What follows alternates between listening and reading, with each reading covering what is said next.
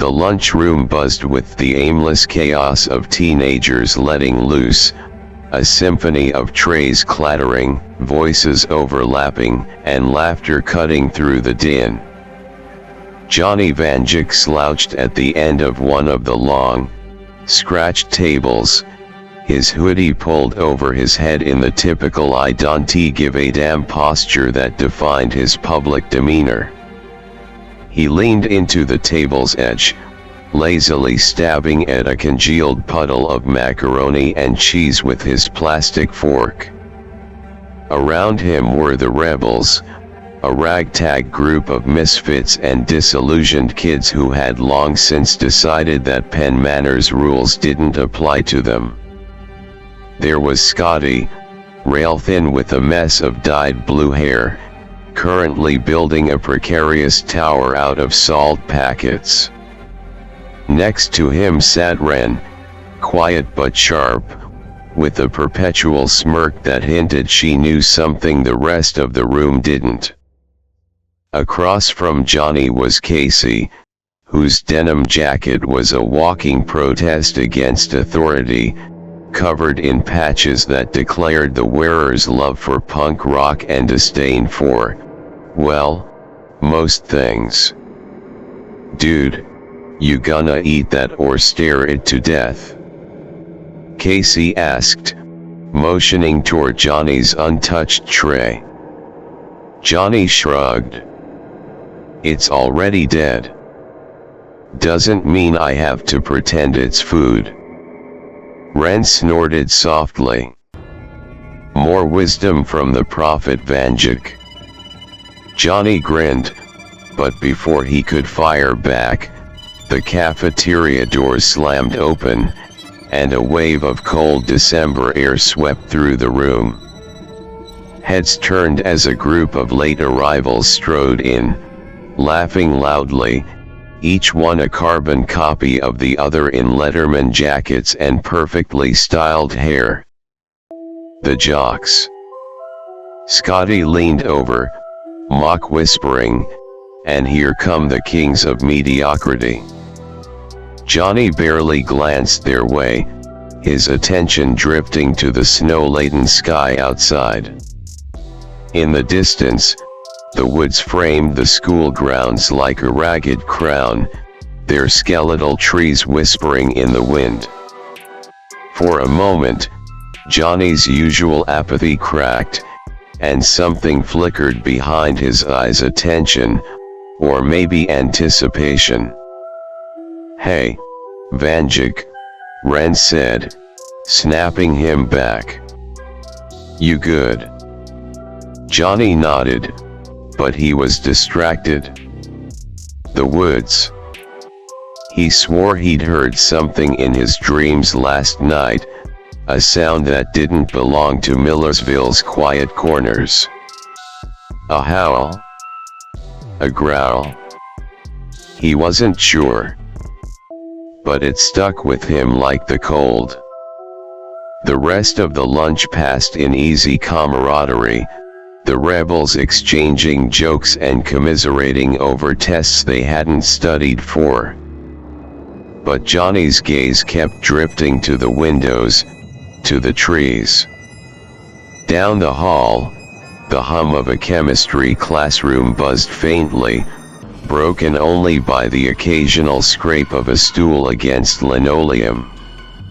On the other side of the school, the art wing was alive with bursts of color and the chatter of students eager to escape algebra. Penn Manor was a patchwork of lives and ambitions, a melting pot of the bored, the hopeful, and the disillusioned. Millersville itself wasn't much different, a quiet town with pockets of personality. Main Street was dotted with local shops that smelled of roasted coffee and old paperbacks, while the outskirts held the whispers of a town trying to outpace the creeping vines of obsolescence. But deep in the woods on Millersville's edge, something stirred. The air was colder here, sharper, carrying with it a sense of unease. The snow-covered ground bore faint tracks that led nowhere, disappearing into shadow. And beneath the canopy, hidden among the tangled roots and frost-bitten underbrush, a presence waited. It had been years since it had last seen the light. Its claws flexed against the earth, its eyes gleaming yellow in the gloom. A low growl rumbled in its throat, almost a whisper. Tonight, it would hunt again. And someone would not come back. The final bell rang, releasing Penn Manor into the cold December afternoon. Johnny slung his backpack over one shoulder, his other hand jammed deep into his hoodie pocket to shield it from the biting wind. Scotty, Ren, and Casey walked beside him, their chatter blending into the ambient noise of footsteps, laughter, and car engines. "Party at Ty's tonight," Casey said, his breath fogging in the air. Apparently, the dude finally scored a keg. Scotty raised an eyebrow. "Ty? The same Ty who tried to do a backflip off the bleachers last year and ended up in a cast for 6 weeks. That'd be the one." "Pass," Johnny muttered, glancing toward the woods. His friends followed his gaze. "Man, what is it with you and those trees?" Scotty asked, nudging him. "You always look like they're gonna reach out and grab you." Johnny forced a laugh. "Maybe they will." "Classic Vanduke," Ren said with a smirk. "Always cryptic, never helpful." They reached the parking lot, where Casey's beat-up sedan sat covered in a thin layer of snow. Ren peeled off with a wave, heading toward the buses, while Scotty lingered, shuffling his feet. "You sure you're not coming?" Scotty asked, his voice quieter now. "You been weird lately." "I'm fine," Johnny said, though even he didn't believe it. He hesitated, then nodded toward the woods. I've got something to check out." Scotty frowned. "Out there? In this weather?" Johnny shrugged, offering a crooked grin. "I'll be fine. Go do your thing." Scotty didn't look convinced, but he let it drop, climbing into Casey's car. Johnny waited until the vehicle pulled out of the lot, its tires crunching on the icy pavement, before he turned and started toward the woods. The snow muffled his footsteps as Johnny moved deeper into the forest. The air here was still, unnaturally so, and the silence pressed against his ears. He felt the weight of the trees, their twisted branches like skeletal arms reaching toward the gray sky. His breath came in short bursts, visible in the cold. Something about this place had always drawn him in, even as a kid, though he could never explain why. It wasn't just the solitude, it was the sense of something lying just beneath the surface, waiting to be found. Johnny stopped at a small clearing, the ground littered with broken branches and patches of exposed earth. He crouched, running his fingers over a strange indentation in the snow. It was too large to be a dog, too deep to be anything light. His heart quickened. The wind shifted, and with it came a sound that made his blood run cold, a low, guttural growl that seemed to echo from every direction at once. Johnny stood slowly, his fists clenching as he scanned the shadows. "Who's there?"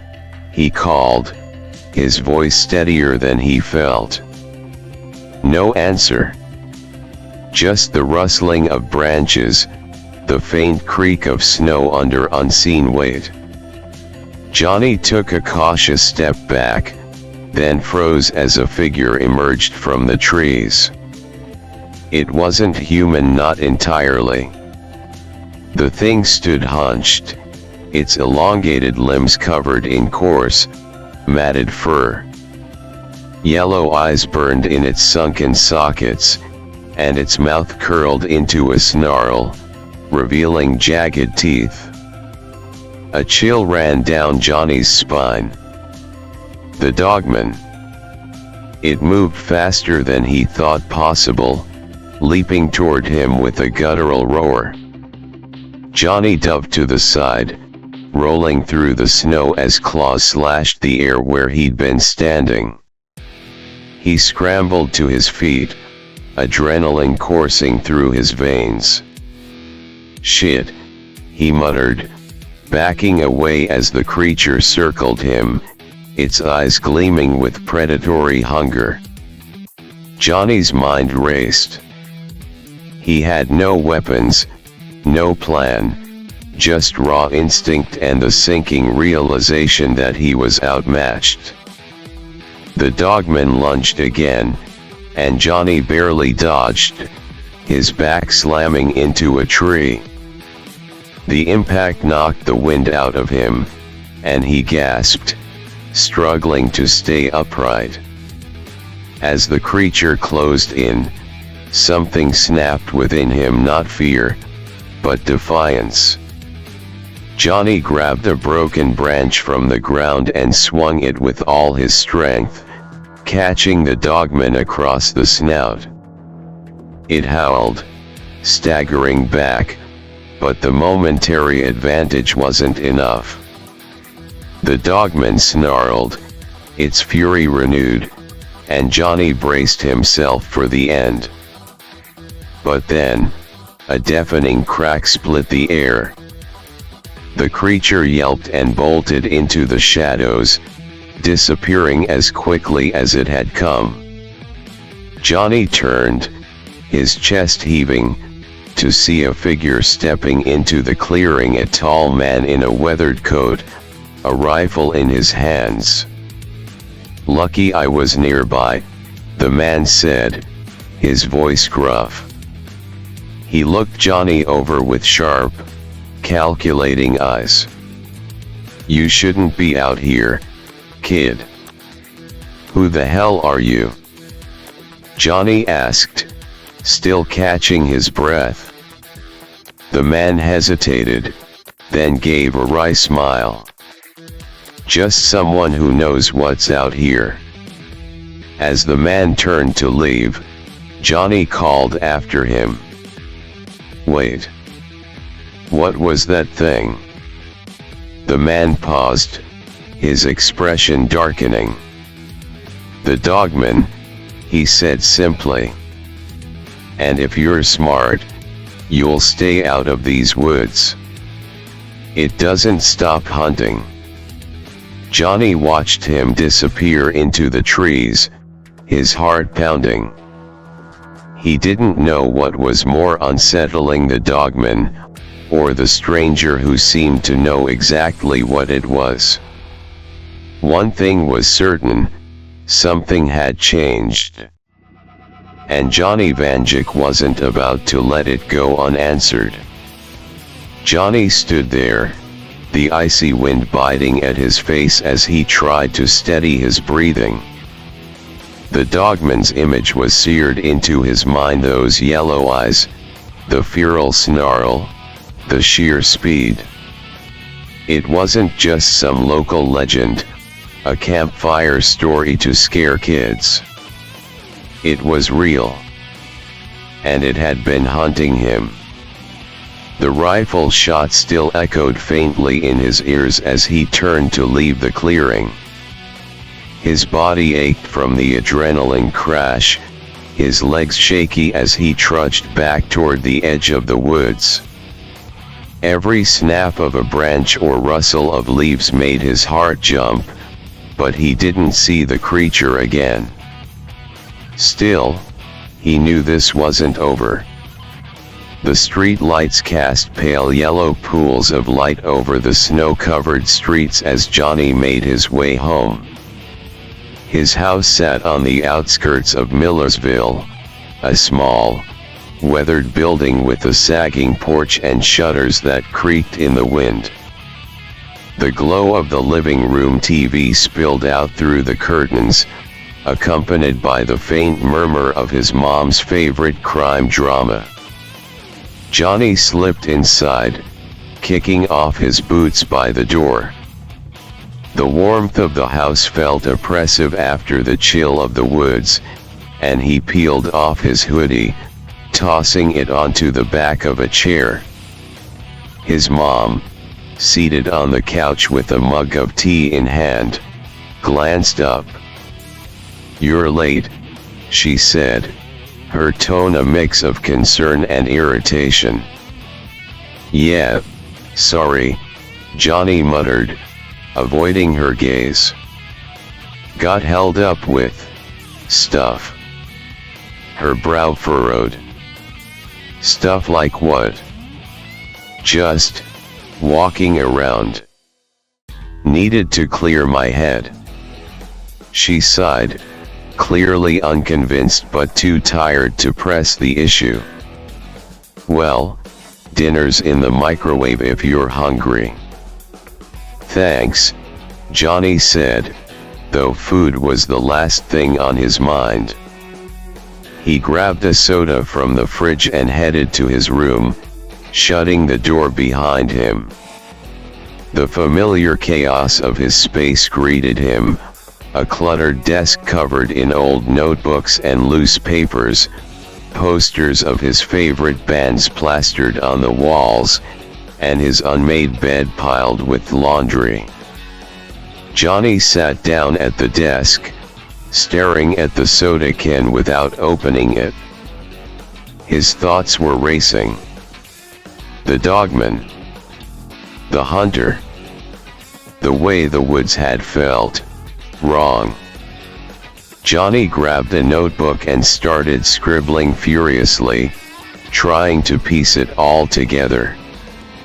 He sketched the creature from memory, the sharp angles of its limbs, the way its fur seemed to bristle like static. His notes were fragmented, filled with questions he couldn't yet answer. Where did it come from? Why was it here? Why me? As he wrote, a faint noise caught his attention. At first, he thought it was the wind rattling the shutters, but then it came again, a low, rhythmic tapping. It was coming from his window. Johnny froze, his pen hovering over the page. The tapping grew louder, more insistent. Slowly, he turned his head, his heart hammering in his chest. The window was dark, reflecting only the dim light of his desk lamp. But then, in the faint glow, he saw it, a hand. No, not a hand. A claw, long and gnarled, pressing against the glass. Johnny shot to his feet, his chair scraping against the floor. He grabbed the first thing he could reach, a heavy flashlight, and held it like a weapon. The tapping stopped. For a moment, there was nothing but the sound of his own breathing. Then, a voice. Low, guttural, almost human. Johnny. He stumbled back, his blood turning to ice.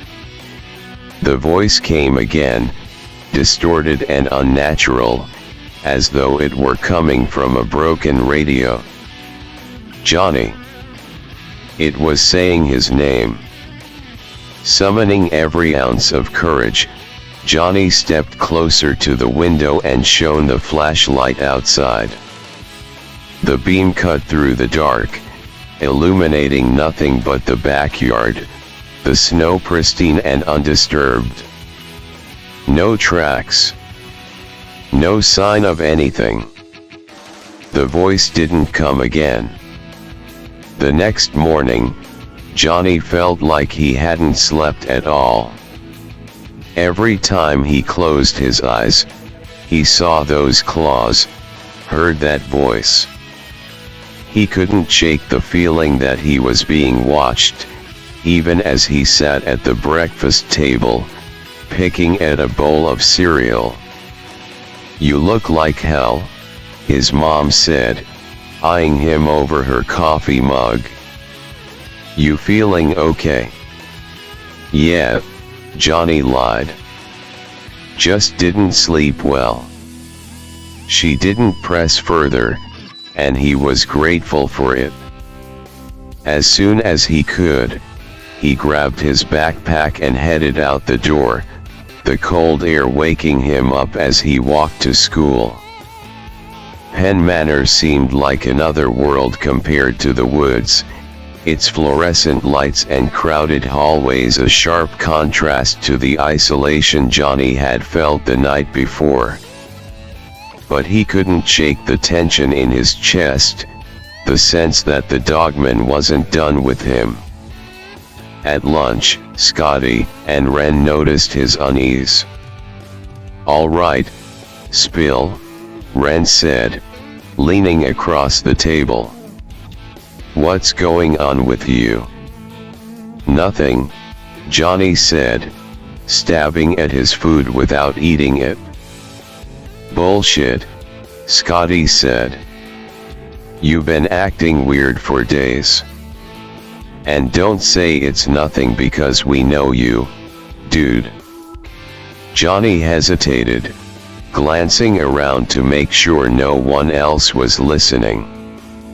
Then, in a low voice, he said, "Something happened in the woods." Scotty's eyes widened. "Oh, this should be good." "I'm serious," Johnny said. "I saw something. Something real. And it's not just in the woods anymore." Ren's smirk faded, replaced by a frown. "What are you talking about?" "I don't know what it is," Johnny admitted. "But it's dangerous. And I think it's after me." His friends exchanged a look, their skepticism clear. But before they could respond, the bell rang, cutting their conversation short. As Johnny headed to his next class, he couldn't shake the feeling that the DogMen or whatever was calling his name wasn't just after him. It was warning him. The rest of the school day passed in a blur.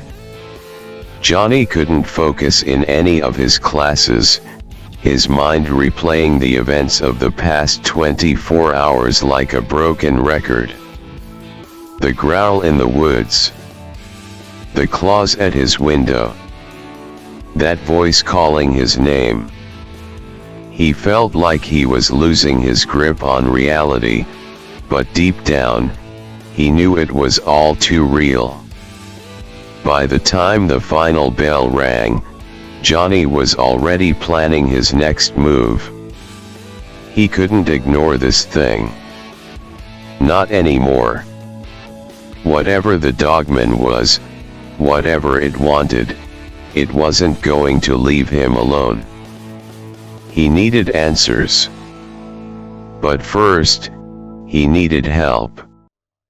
Scotty and Ren were waiting for him in the parking lot, leaning against the chain-link fence that bordered the school grounds.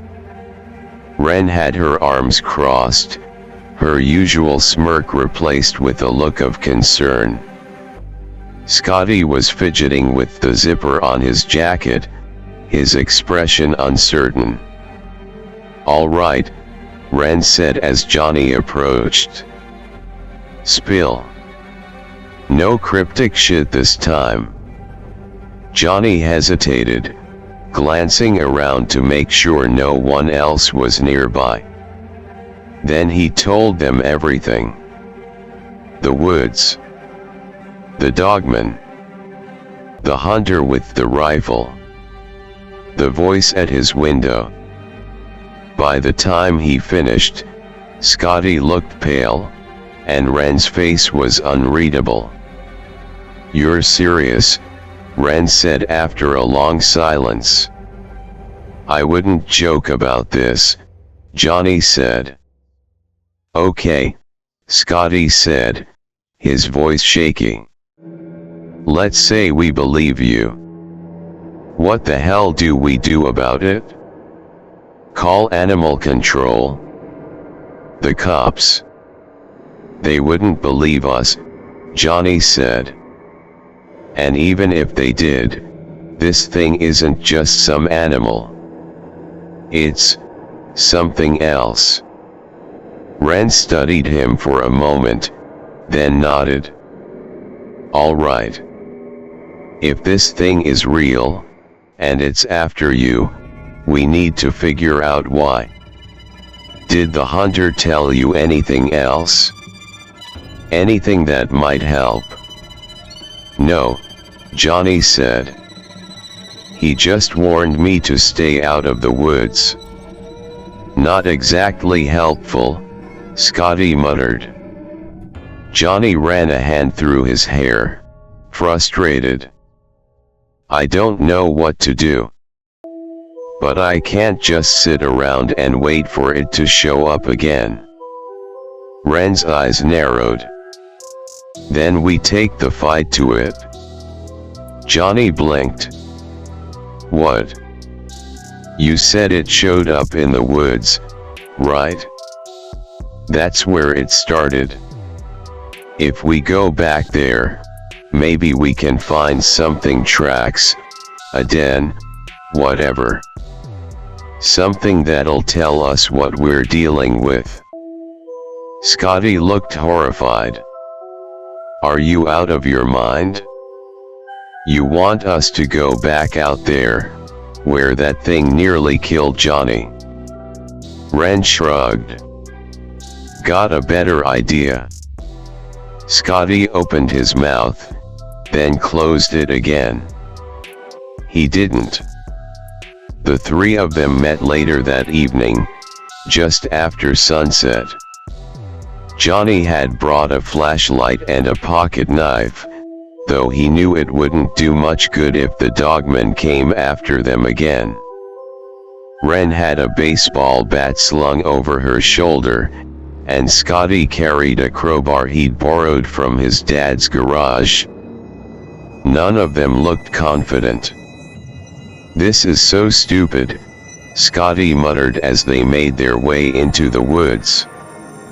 "Like horror movie levels of stupid."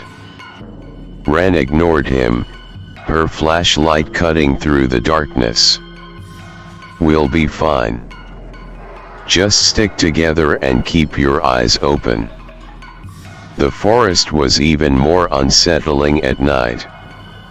The trees seemed to close in around them, their gnarled branches casting twisted shadows on the snow-covered ground.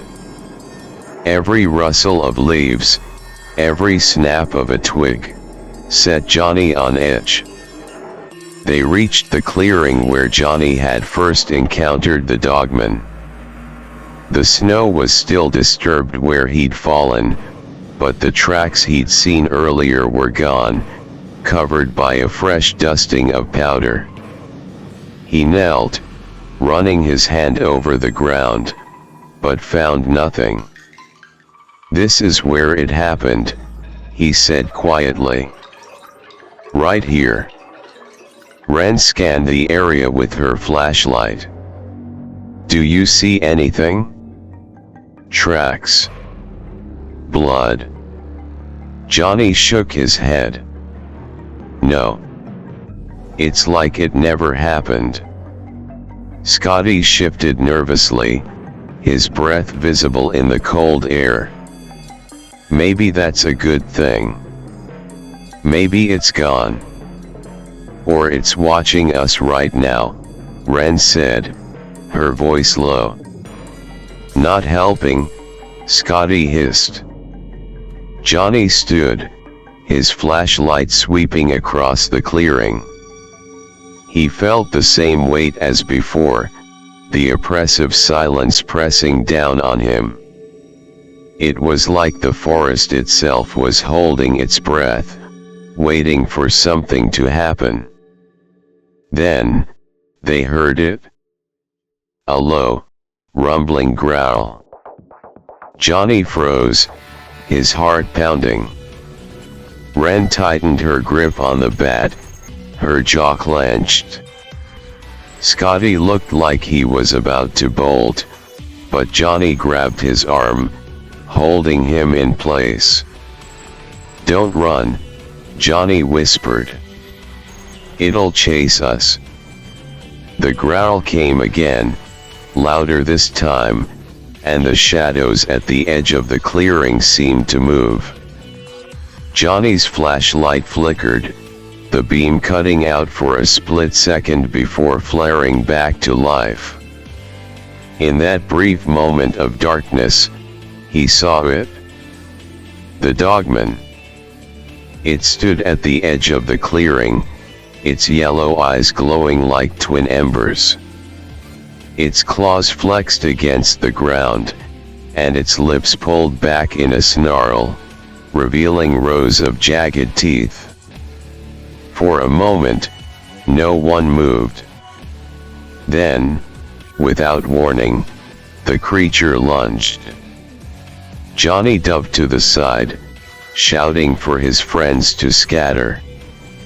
Ren swung the bat, but the DogMen was too fast, dodging her strike with ease. Scotty tripped over a root, scrambling backward as the creature turned its attention to him. Hey! Johnny shouted, grabbing a rock and hurling it at the DogMen. It struck the creature's side, and it snarled, turning back toward him. Over here, you bastard! Johnny yelled, his voice trembling. The DogMen crouched, ready to pounce, but before it could, a sharp crack rang out, echoing through the clearing. The DogMen yelped, its body twisting as it darted back into the shadows.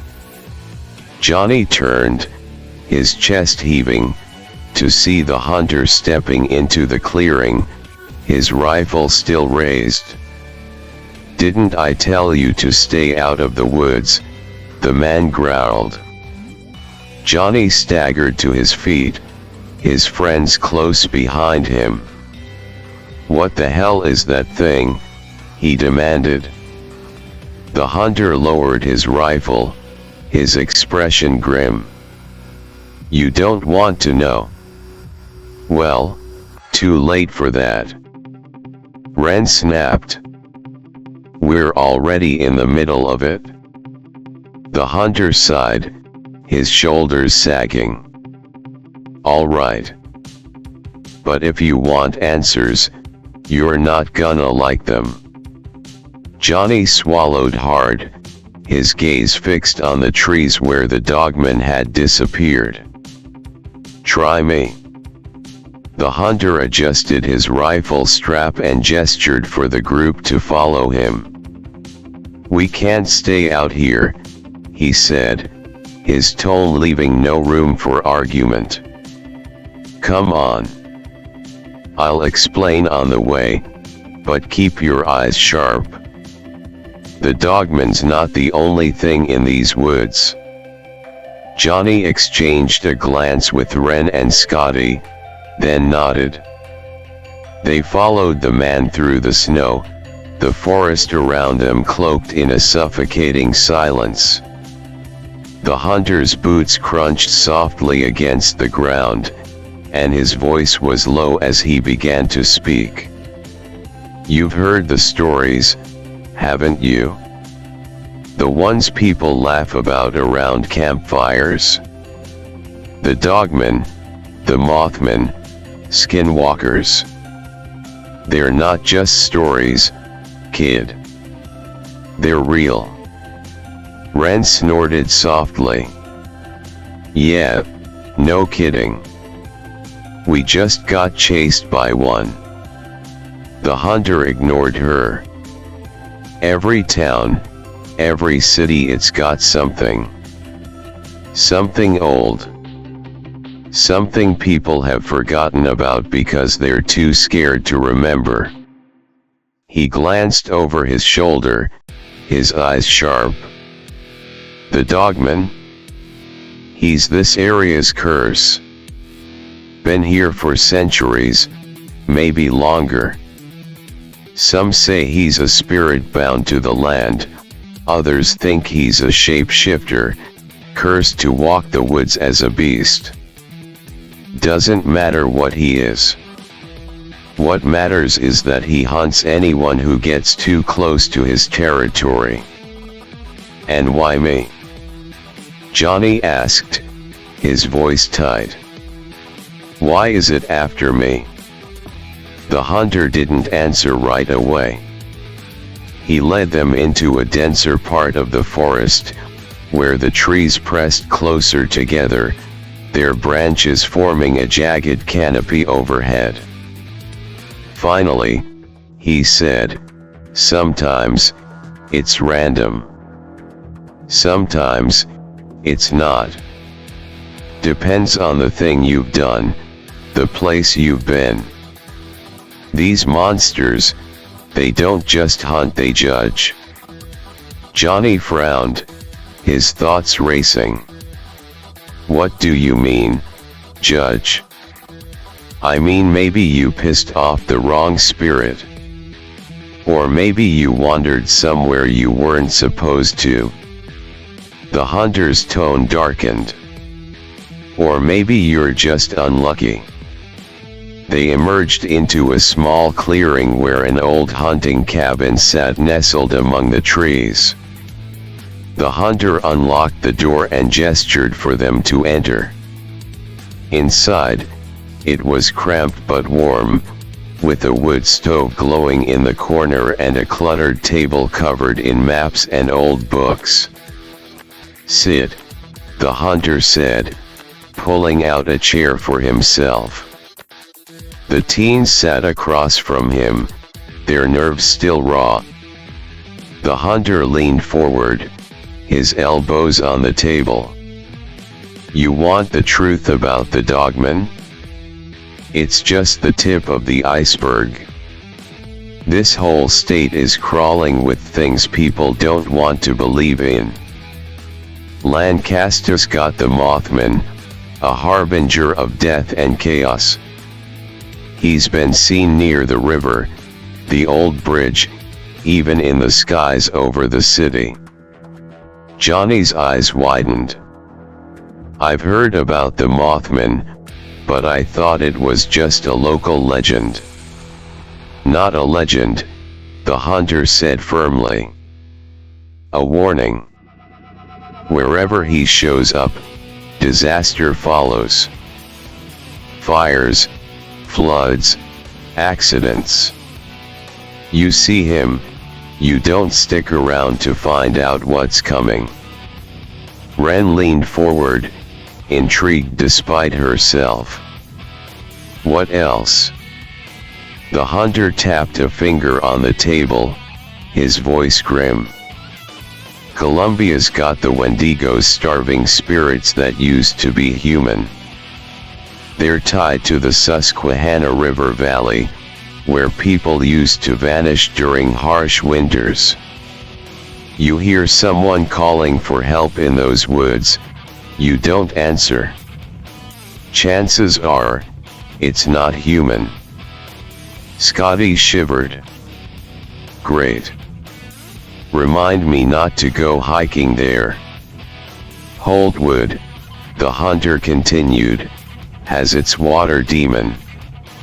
Locals call it the river devil. It's been pulling fishermen and swimmers under for decades.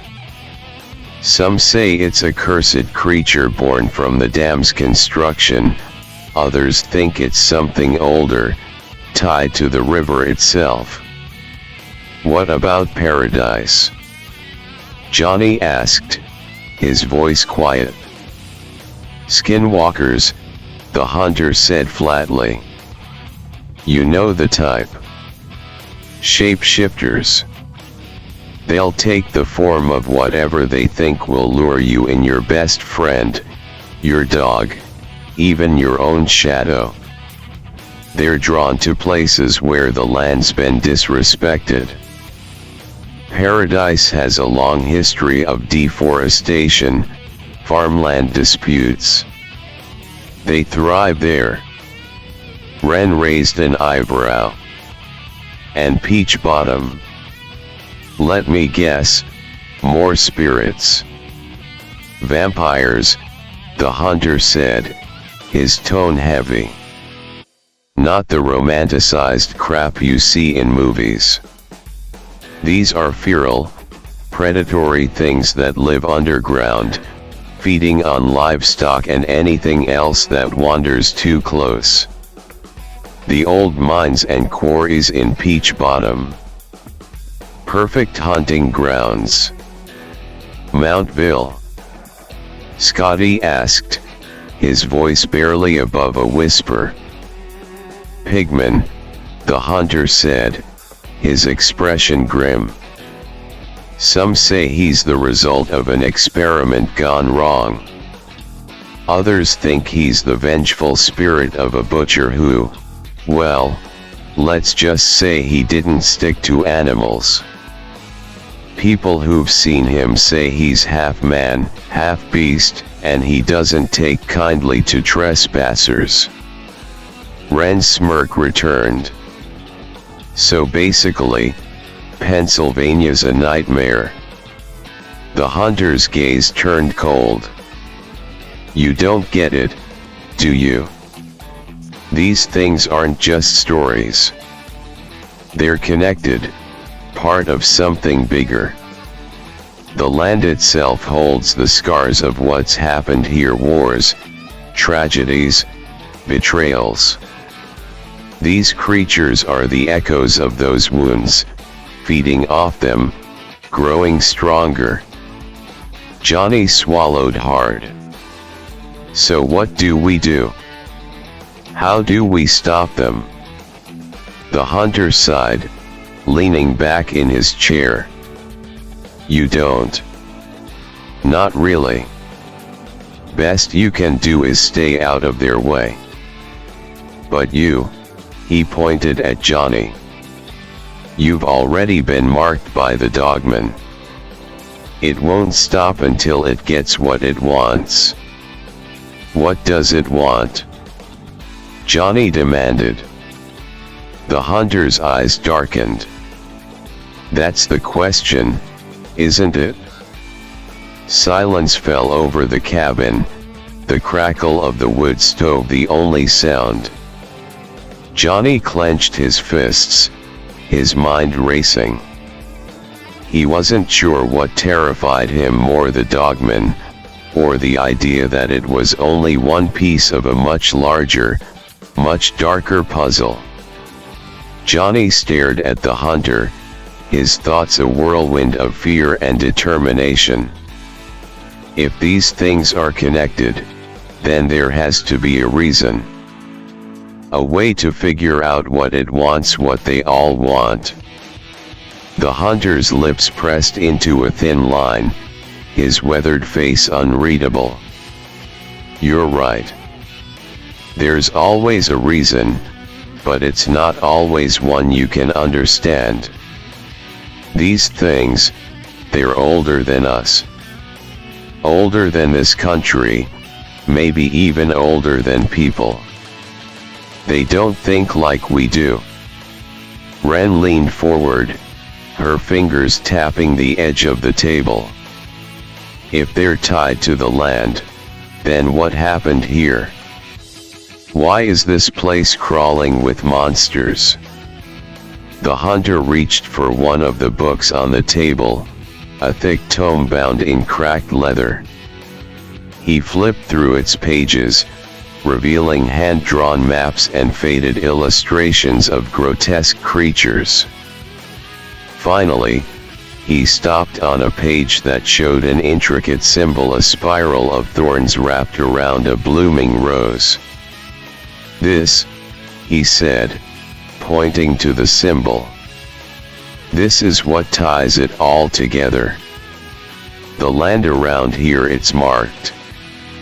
Some call it a curse, others say it's a thin place, where the boundaries between worlds are weaker.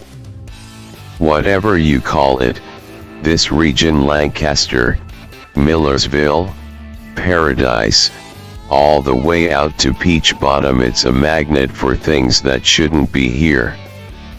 Johnny stared at the symbol. "What is it?" The hunter shrugged. "A sigil, maybe. Some kind of ancient marker. I've seen versions of it carved into trees, painted on rocks, even buried in the foundations of old buildings. It shows up wherever the monsters do." Ren frowned. "So what? Someone summoned these things?" "Not summoned," the hunter said. "Not exactly. It's more like they're drawn here. The pain, the death, the blood spilled on this land, it feeds them. And every time something terrible happens, it opens the door a little wider." Scotty swallowed hard. "So the dogmen, the mothmen, all of them, they're just the beginning." "Could be," the hunter admitted. "Or maybe they're the only thing holding back something worse." Johnny's stomach turned. "Something worse?" The hunter nodded grimly. "There are whispers, old stories passed down from the tribes who lived here before any of us. They talk about a darkness beneath the land, something that sleeps. The monsters we see, the ones we fight, they're like its shadows. Pieces of it. If it ever wakes up." He didn't finish the sentence. Ren crossed her arms.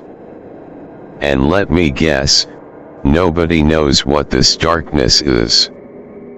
"Not exactly," the hunter said. "But they called it by many names. The Hollow Hunger, the Devourer, the Red Maw. Whatever it is, it's tied to the symbol, and it's tied to this place." Johnny felt a chill run down his spine. The Red Maw. The name felt heavy, like it carried the weight of 1,000 forgotten nightmares. "So how do we stop it?" The hunter shook his head. "You don't. Not alone, anyway. The only thing you can do is keep the monsters at bay. Protect the people you care about. And hope that's enough." "Hope," Ren muttered. "Great plan." Scotty slumped back in his chair, his face pale. "So we're just supposed to wait for these things to pick us off one by one? That's insane." The hunter's eyes narrowed. "It's survival. And right now, you're already on borrowed time." Johnny stood, his fists clenched. "There has to be more. Something we can do. If the dogman is tied to me, then maybe I can figure out why. Maybe I can use that." The hunter sighed, standing as well.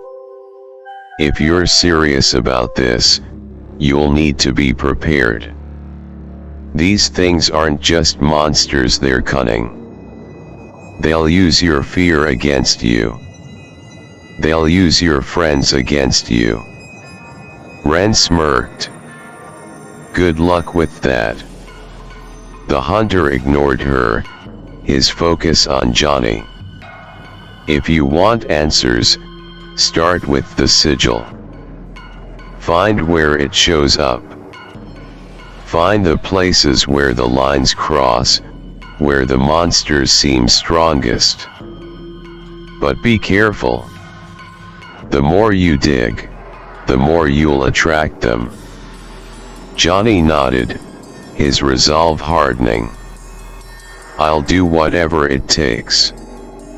The hunter looked at him for a long moment, then reached for another book on the table. He flipped through its pages, then tore one out, handing it to Johnny. The page showed a map of the region, with faint markings indicating where the sigil had been found. Millersville, Lancaster, Columbia, Paradise, they were all marked, along with other towns Johnny barely recognized. This is where you'll start, the hunter said. But remember, these things don't follow human rules. You step into their world, and you're playing by their rules. Scotty looked at the map, his expression bleak. This is insane. Ren grinned, though it didn't reach her eyes. Yeah, but it's our kind of insane. Johnny folded the map and slipped it into his pocket. He glanced out the cabin window, where the shadows of the forest seemed to stretch endlessly into the night. Let's find some answers, he said.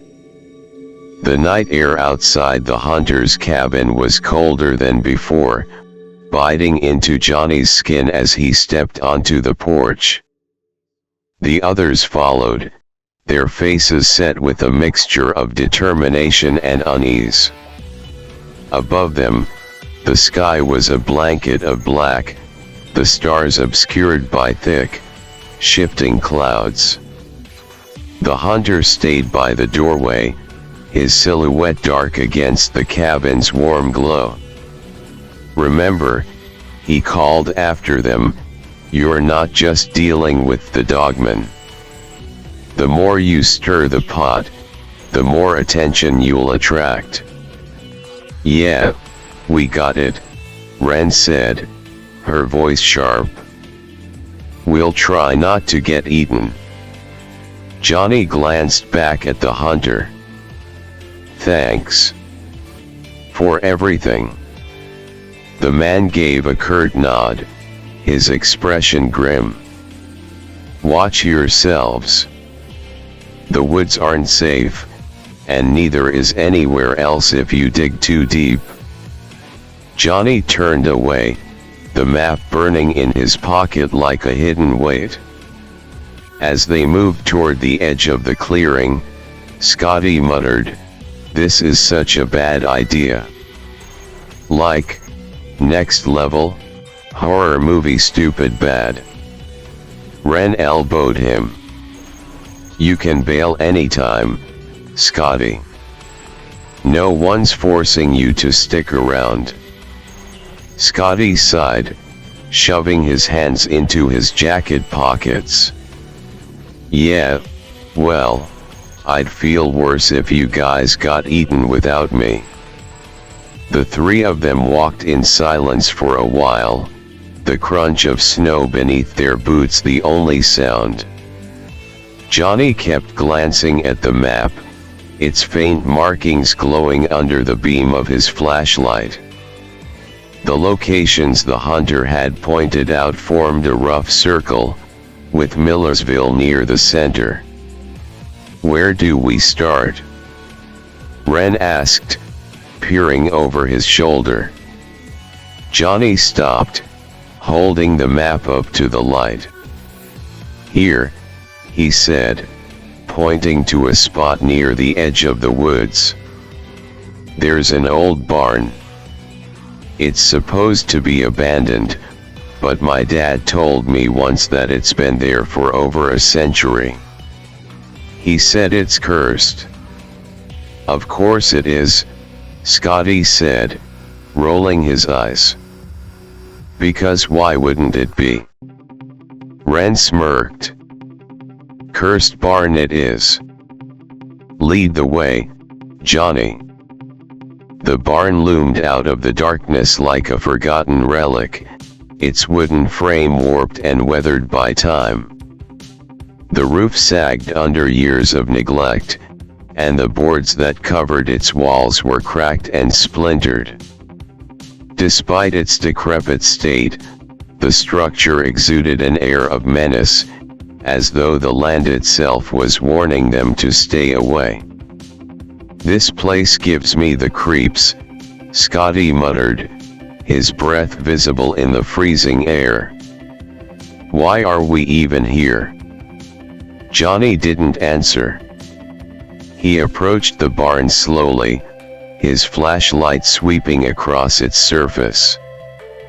The map had marked this spot as one of the places where the sigil had been found, and now he was determined to see it for himself. Ren stepped up beside him, gripping her baseball bat tightly. "If something jumps out, I'm swinging first and asking questions later." They reached the barn's entrance, a gaping maw of darkness that seemed to swallow the light. Johnny hesitated, then stepped inside, the others close behind. The air inside was damp and cold, carrying the faint scent of decay.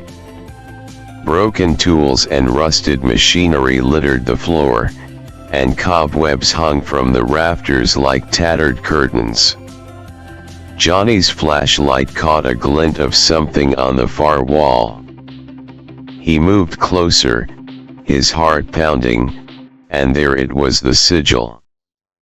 It was carved into the wood, deep and deliberate, its spiral of thorns wrapping around the outline of a rose.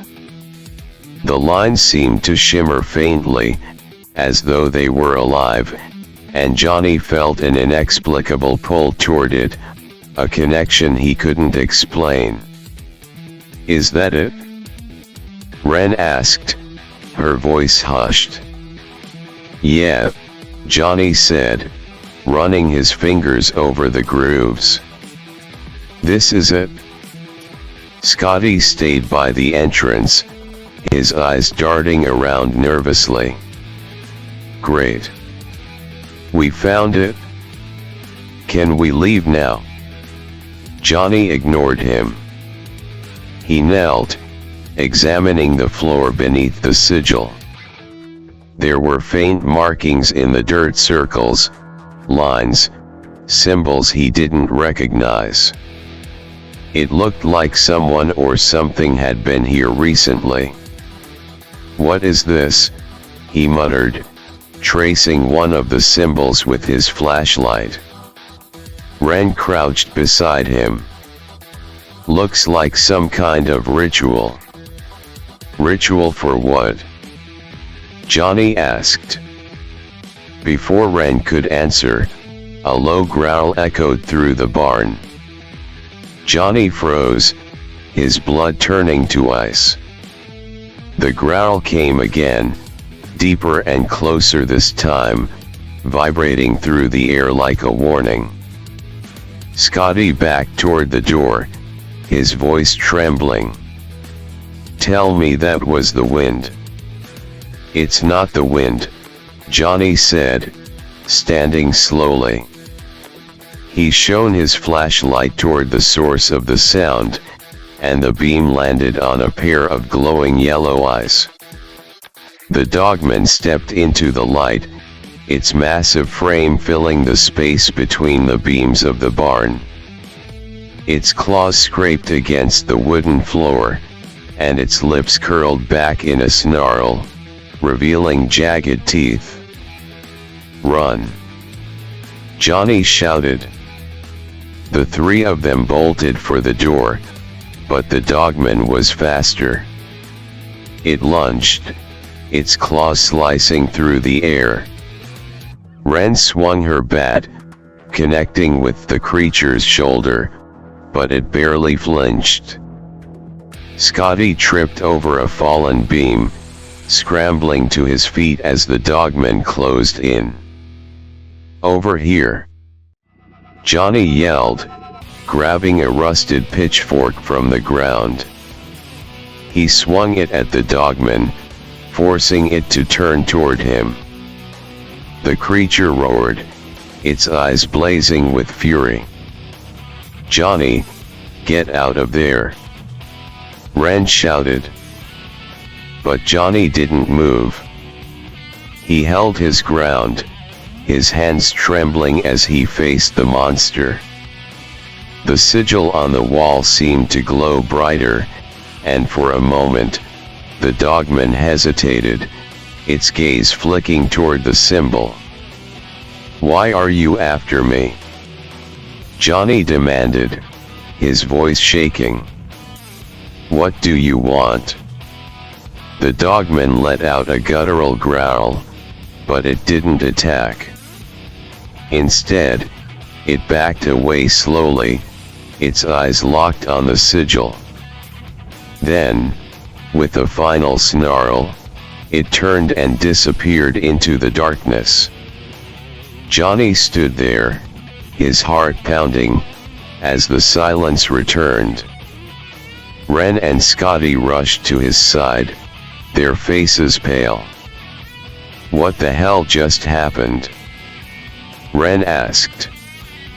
"I don't know," Johnny said, staring at the sigil. "But I think it's afraid of this." Scotty looked at the symbol, his voice barely a whisper. "If it's afraid of that thing, what the hell is it keeping away?" Johnny didn't answer. He had a feeling they were only beginning to uncover the truth, a truth far more dangerous than any of them had imagined. The group stumbled out of the barn, the adrenaline still surging through their veins. The cold air hit them like a slap, but none of them stopped until they were well away from the barn and its cursed sigil. The silence of the woods was oppressive, and every rustle of the trees made them flinch, expecting the dogman to burst out of the shadows again. Johnny finally stopped, doubling over to catch his breath. Ren and Scotty came to a halt behind him, their faces pale and drawn. "That was too close," Ren said, gripping her baseball bat like a lifeline. "We're not ready for this. Not even close." Scotty was shaking, his voice unsteady. "I don't know how you guys aren't freaking out right now, because I'm about 2 seconds away from losing it." Johnny straightened, his breath visible in the frigid air. "We need a plan," he said, his voice firm despite the fear gnawing at him. "We can't just keep running around out here, waiting for that thing to pick us off." Ren nodded. "We need a place. Somewhere safe to regroup, figure out what the hell we're dealing with." Scotty laughed nervously. "Yeah, and where exactly are we gonna find a monster-proof clubhouse? Because I don't think those exist." Johnny thought for a moment, his mind racing. Then, like a spark catching dry tinder, an idea took hold. "The loom mill." Ren frowned. "The what?" "The old loom mill," Johnny said, his voice gaining urgency. It's on the south side of Lancaster. It's been abandoned for decades, no one goes there. It's perfect. Scotty gave him a skeptical look. Perfect for what? Getting tetanus.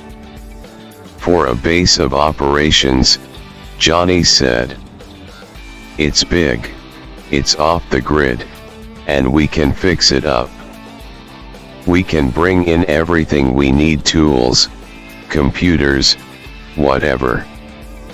If we're going to take on things like the DogMen, we need a place to work from.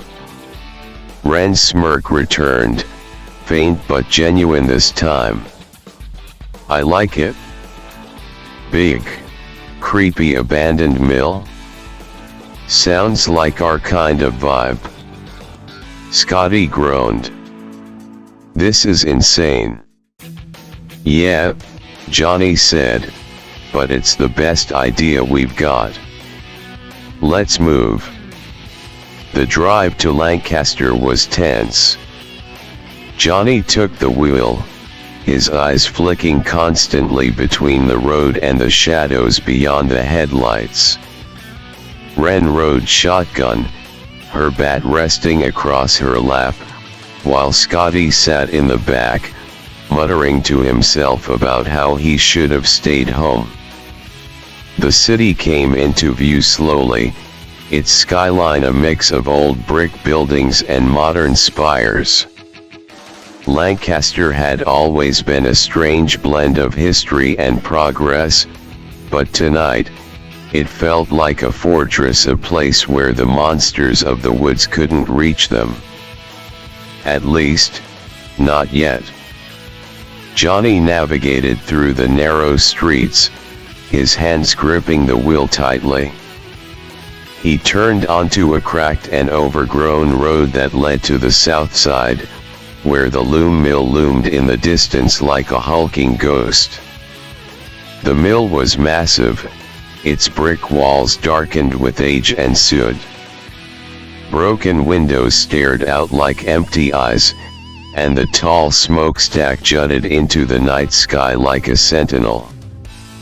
The air around the building felt heavy, as though it held the weight of countless stories and secrets.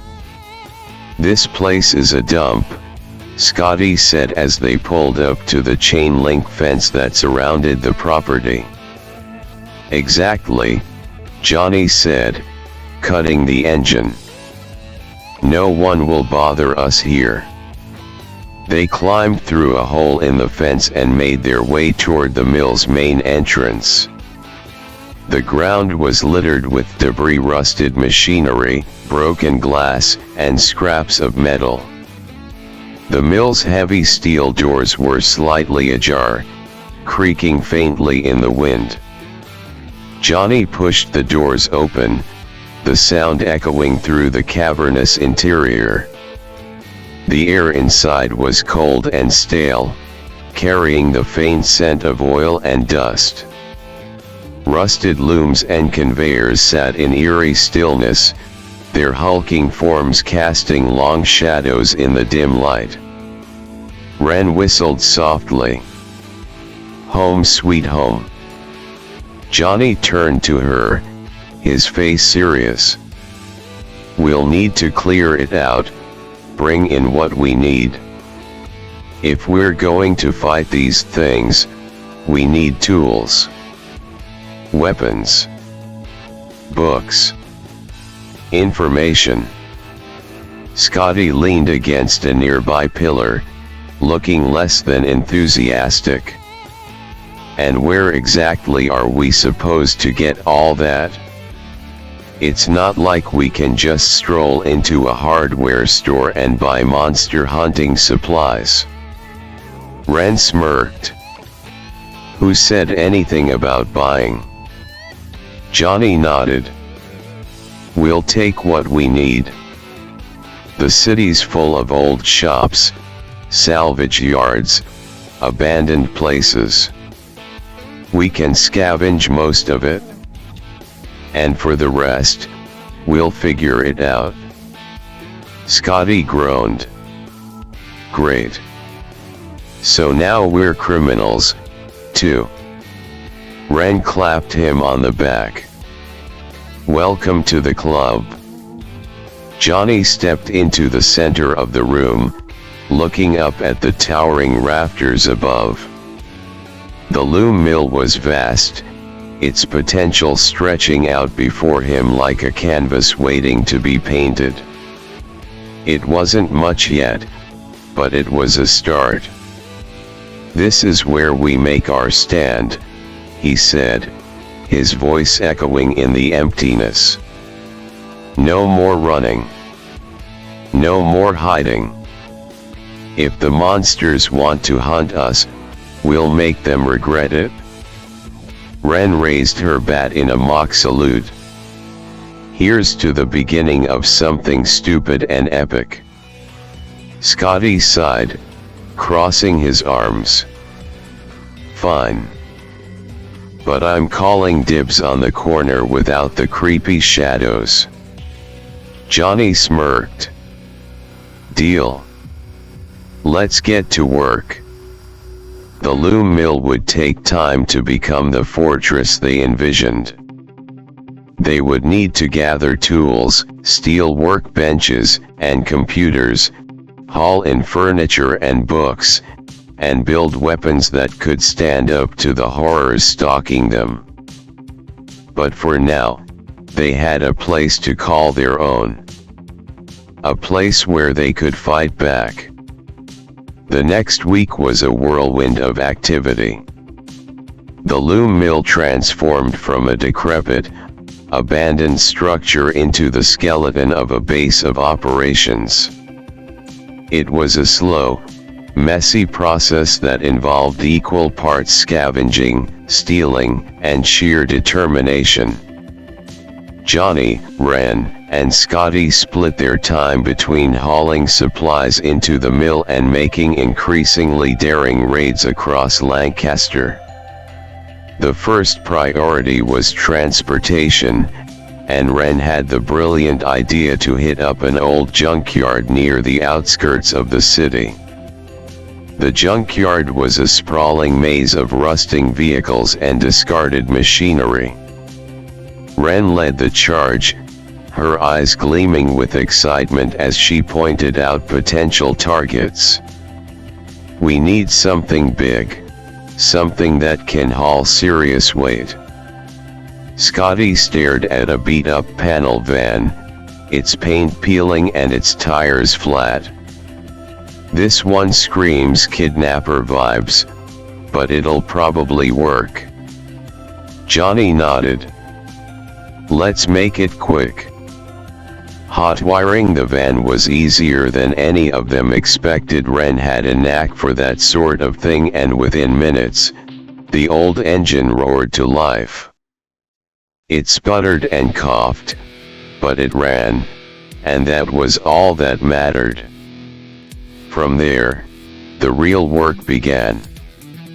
The hardware store was their next stop, a small, family-owned place that had shut down years ago.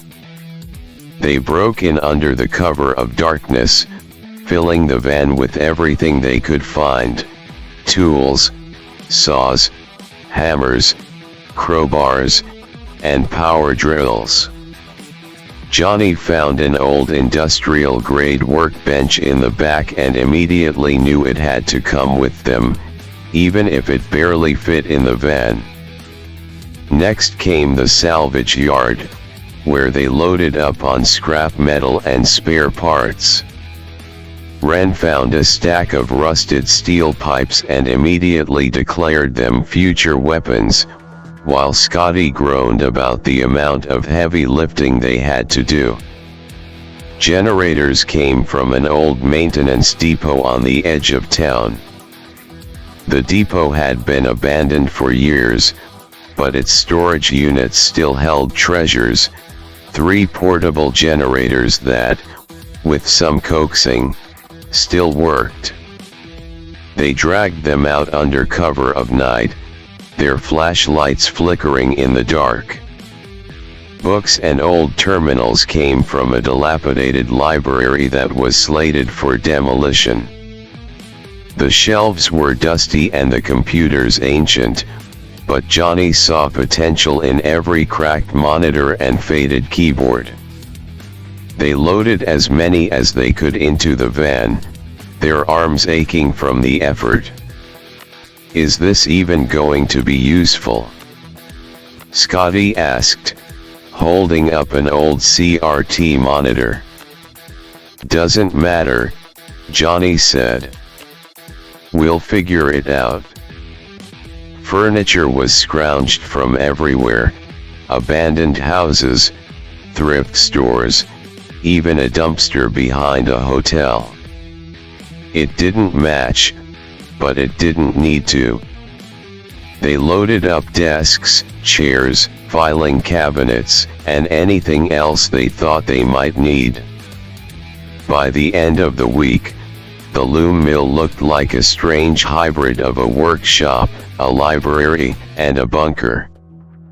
On the sixth night, as they were rigging up one of the generators, Johnny noticed something strange. A faint light flickered in the woods near the mill. He grabbed a flashlight and his pocket knife, stepping outside to investigate. Ren and Scotty followed, their makeshift weapons in hand. "Think it's the DogMen," Scotty whispered. Johnny shook his head. "I don't know." The light moved closer, resolving into the beam of a flashlight. A figure stepped out of the shadows, and Johnny's grip tightened on his knife. It was the hunter.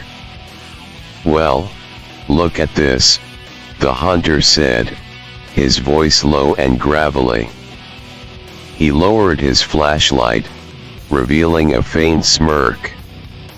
"I figured you kids would hole up somewhere, but this is ambitious. What are you doing here?" Johnny asked, still on edge. "I've been tracking you," the hunter said, glancing at the mill. "Wanted to see how far you'd get before you bit off more than you could chew." Ren crossed her arms. "And? What's the verdict?" The hunter stepped inside, looking around at the work they'd done. The generators hummed faintly, casting shadows across the room. Tools and books were scattered across the tables, and the air smelled of oil and dust. "You're off to a good start," he admitted. "Better than I expected. But you're still way out of your depth." Johnny frowned.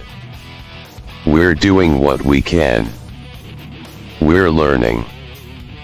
The hunter turned to him, his expression serious. "You've got guts, I'll give you that. But guts won't save you when the monsters come knocking.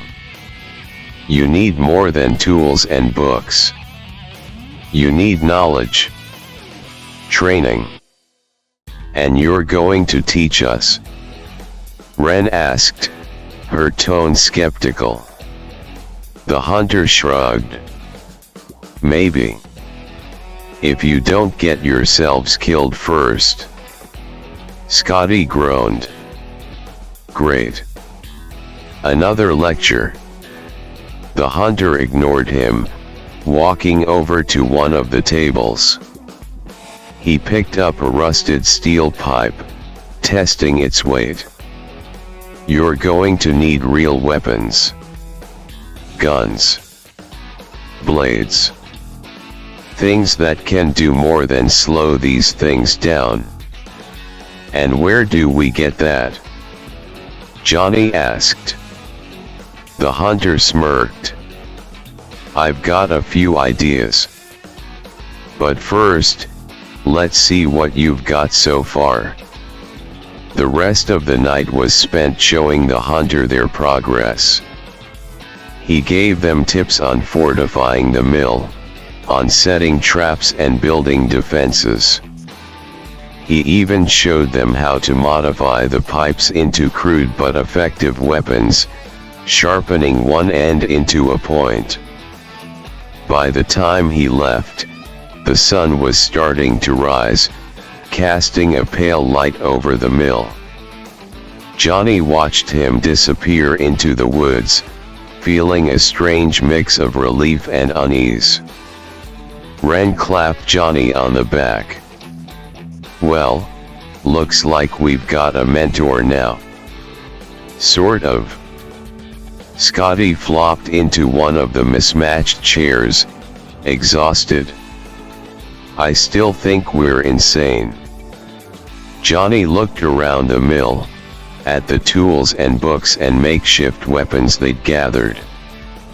It wasn't much, but it was a start. "We'll figure it out," he said quietly. "One step at a time." And for the first time in a week, he felt a flicker of hope. The hunter had them gathered around a makeshift shooting range set up at the far end of the loom mill. A stack of rusted metal drums served as targets, and the crackle of gunfire echoed off the brick walls as the group practiced with an assortment of weapons. The hunter stood nearby, his arms crossed, barking instructions. "Your stance is wrong, Scotty. Fix your grip before you blow your own damn hand off. Ren, stop overthinking it. The gun doesn't care how smart you are, just line it up and pull the trigger." Johnny, however, wasn't listening. His eyes were drawn to a weapon lying on the hunter's gear bag, partially concealed under a ragged cloth, a .44 Magnum. The revolver gleamed faintly in the dim light, its presence commanding, almost alive. Something about it stirred something deep within him, a pull he couldn't ignore. As the others fired round after round, Johnny found himself stepping closer to the weapon. He didn't remember deciding to move. His body seemed to act on its own. The air around him felt heavier, charged with an unseen energy. The hunter noticed. "You've got a good eye, kid," he said, nodding toward the revolver. "That there's a classic. Packs a hell of a punch, but it's not for beginners." Johnny didn't respond. His fingers hovered over the weapon, and as soon as they touched the cold steel, a jolt shot through his body like lightning. His vision blurred, then sharpened to an almost painful clarity. The room around him seemed to ripple, its edges fraying like paper burning in reverse. The air smelled different, richer, heavier. He could see everything, the cracks in the walls, the faint scars on the hunter's hands, the slight tremor in Scotty's grip. And beyond that, he could feel the world itself shifting, bending in ways he'd never imagined. His pulse thundered in his ears as a flood of knowledge and memory poured into his mind. It wasn't his memory, or at least, it hadn't been before this moment. He saw flashes of other lives, other versions of himself. Bradley Eshelman, Johnny Vanduke, Vanduke the Walker, they all flowed through him, fragments of timelines stitched together by some unseen force. He saw Lancaster as it truly was, a focal point in the multiverse, a nexus where timelines converged and diverged, where reality itself seemed thinner. He saw the battles fought in its streets, the monsters that prowled its edges, the countless versions of himself who had risen and fallen here. And he saw the .44 Magnum for what it was, not just a weapon, but a symbol. A badge of office. The weapon of a Vanduke. The hunter's voice snapped him back to the present. "Careful with that," he said, his tone more cautious now. "It's not a toy." Johnny looked at him, his heart still racing. For a moment, he considered telling him about the vision, the knowledge, the pulse of energy coursing through his veins. But something held him back. The hunter didn't need to know. Not yet. He forced a smile, his fingers tightening around the revolver's grip. "Don't worry," he said. "I can handle it." The hunter raised an eyebrow but didn't press further. "All right, then. Show me." Johnny stepped up to the range, the Magnum feeling unnaturally light in his hands. He aimed at the nearest drum, his movements smooth and precise, as though he'd done this 1,000 times before. The sights aligned effortlessly, and when he pulled the trigger, the recoil barely registered. The drum clanged loudly as the round struck dead center, leaving a perfect hole. Ren whistled. "Damn, Vanduke. Where'd you learn to shoot like that?" Johnny shrugged, lowering the weapon. "Guess I've got a knack for it." The hunter studied him for a long moment, his expression unreadable. "Not bad," he said finally. "But don't get cocky. A gun's only as good as the person holding it." Johnny nodded, but his mind was elsewhere. He could still feel the energy humming beneath his skin, the echoes of 1,000 timelines calling to him. He wasn't just Johnny Vanduke anymore. He was something more, something he didn't fully understand yet. And for now, he'd keep it to himself. Later that night, after the others had gone to their corners of the loom mill to rest or tinker with their makeshift weapons, Johnny sat alone in the dim light of a single desk lamp. His hand trembled slightly as he rolled up his sleeve, exposing the strange device on his arm. It hadn't been there before, at least, not that he remembered. The metallic band wrapped snugly around his forearm, seamless and intricate, like something from a dream or a distant memory. Its surface shimmered faintly, almost alive, as though it were responding to his touch. Johnny pressed a button on the side, and the device hummed softly. Symbols and lines of code illuminated across its surface, shifting and morphing too quickly for him to follow. Then, with a faint click, a voice emerged from the device, calm, mechanical, but with an eerie sense of familiarity. "VCSN online. Vanduke call sign network activated. User, Bradley Eshelman. Designation, Johnny Vanduke. Status, multiversal focal point.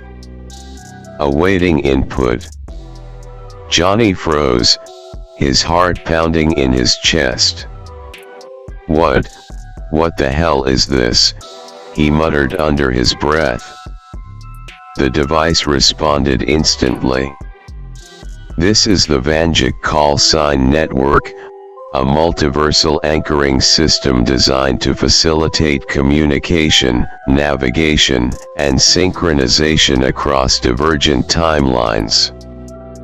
User Bradley Eshelman has been identified as a critical focal point in the Lancaster Nexus. Lancaster Nexus.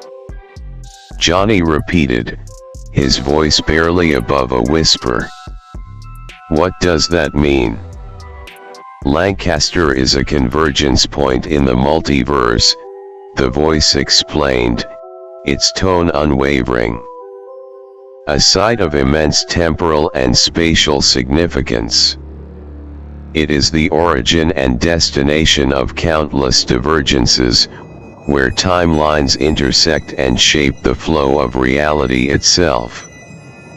User Johnny Vanduke is intrinsically linked to this convergence. Johnny leaned back in his chair, the weight of the revelation settling over him. He'd suspected something was different about Lancaster. It had always felt off, as though the world tilted slightly around it. But hearing it confirmed like this was overwhelming. He looked at the device again, his fingers hovering over the buttons. Why me? Why am I connected to all of this? The voice paused, as if considering the question. Your lineage and actions have resonated across timelines. The Vanduke bloodline is uniquely attuned to the multiverse, capable of traversing its pathways and influencing its events. Your awakening was triggered by exposure to a focal artifact, the Magnum, a symbolic tool of multiversal alignment. Johnny's mind reeled. The .44 Magnum. The vision. The sudden flood of knowledge that had threatened to tear him apart. It all made sense now, or at least, as much sense as something this insane could make. What am I supposed to do? He asked, his voice barely steady. Preserve the integrity of the Lancaster Nexus, the voice said. Monitor divergences. Neutralize threats. Protect the timeline. You are not alone in this task. The Vanduke call sign network maintains connections to countless other iterations of yourself across the multiverse. You may call upon them if necessary. Johnny swallowed hard. The enormity of it all threatened to crush him, but he forced himself to focus. And if I fail?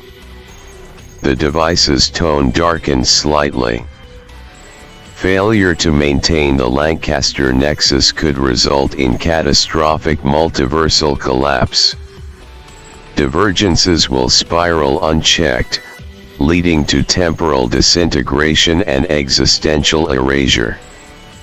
A cold chill ran down Johnny's spine. He exhaled slowly, trying to steady his nerves. No pressure, then. He stared at the glowing symbols on the device, his mind racing. The hunter's warnings, the dogman's relentless pursuit, the mill's transformation into a base of operations, it all felt like pieces of a much larger puzzle. And now, he was at the center of it. For a moment, he considered telling Ren and Scotty. They'd been by his side through everything, and they deserved to know. But something held him back. This wasn't just his secret, it was his burden. Johnny pressed another button on the device, and the voice spoke again. Command input detected. Specify action.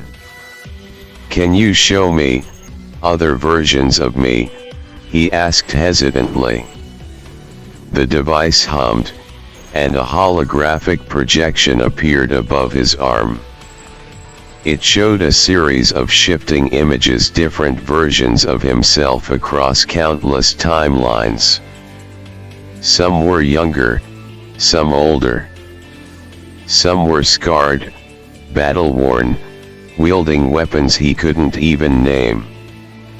Others were regal, standing in what looked like palaces or vast libraries.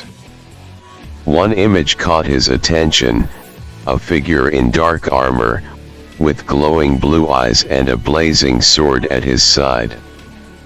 The figure stood atop a shattered city, the sky burning behind him. The sight sent a shiver through Johnny's body, a mix of awe and dread. "Who is that?" he asked. "That is a variant of yourself from the Starborn timeline," the device explained. "Designation: Vanduke, the Walker of Stars. A figure of great influence and power. His path diverges significantly from your own."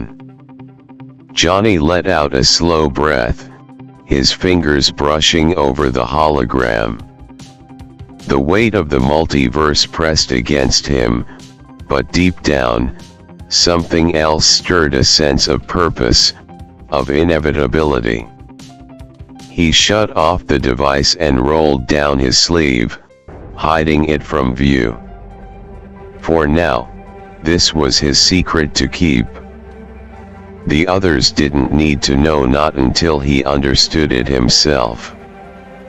But one thing was certain: Johnny Vanduke was no longer just a kid from Millersville. He was something far more, and the weight of the multiverse had just landed squarely on his shoulders. Johnny spent the rest of the night in restless silence, staring at the faintly glowing ceiling of the loom mill. The revelations from the VCSN device played over and over in his mind, each piece of information adding to the growing sense of responsibility that threatened to suffocate him. The weight of the multiverse, the knowledge of Lancaster as a focal point, the countless other Vandukes, it was all too much, too fast. But there was no room for hesitation. If what the device said was true, then the monsters they'd encountered, the DogMen, the others waiting in the shadows of Pennsylvania, were only the beginning. The next day, Johnny decided to push forward, burying his doubts under the need to prepare. The loom mill was still far from the fortified base it needed to be, and there was no time to waste. The others didn't notice anything unusual about him. If anything, they seemed to feed off his quiet determination. Ren was the first to call him out as he hefted an old steel table toward the makeshift workshop area. "You're in a mood today," she said, setting down a box of salvaged electrical components. "What's up?" "Nothing," Johnny said, his tone clipped. "Just trying to stay focused." Ren arched an eyebrow but didn't press. "Well, good. Because we've got a lot to do if we don't want to end up as DogMen Chow." Scotty groaned from across the room, where he was attempting to assemble a generator. "Can we not talk about the DogMen for, like, 5 seconds? I'm still not convinced this whole build a monster fighting HQ thing isn't just a long con to get me killed." Johnny smirked faintly. "If we're lucky, we'll all get out of this alive. That's supposed to make me feel better." "Not really," Ren said, grinning as she adjusted the grip on her baseball bat. "But it's the truth." Johnny kept working, his thoughts racing as he considered the next steps. They needed more weapons, better defenses, and a way to track the monsters before they struck. The books and terminals they'd scavenged were a start, but they lacked the knowledge to make sense of it all. And then there was the VCSN. The device had flooded him with knowledge, but it was fragmented, incomplete. If he could learn to use it properly, it might be their greatest weapon, or at least their best chance at understanding the dangers they faced.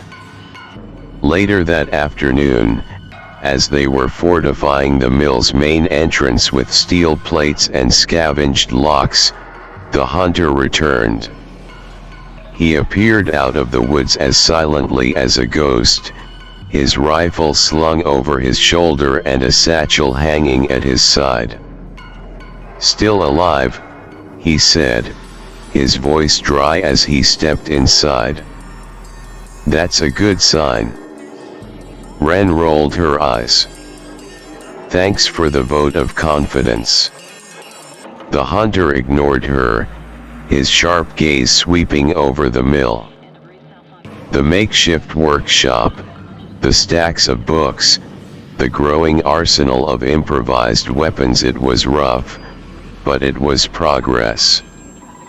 "You've been busy," he said, nodding approvingly. "This place might actually hold up in a fight." Johnny set down the wrench he'd been using to tighten a bolt on one of the steel plates.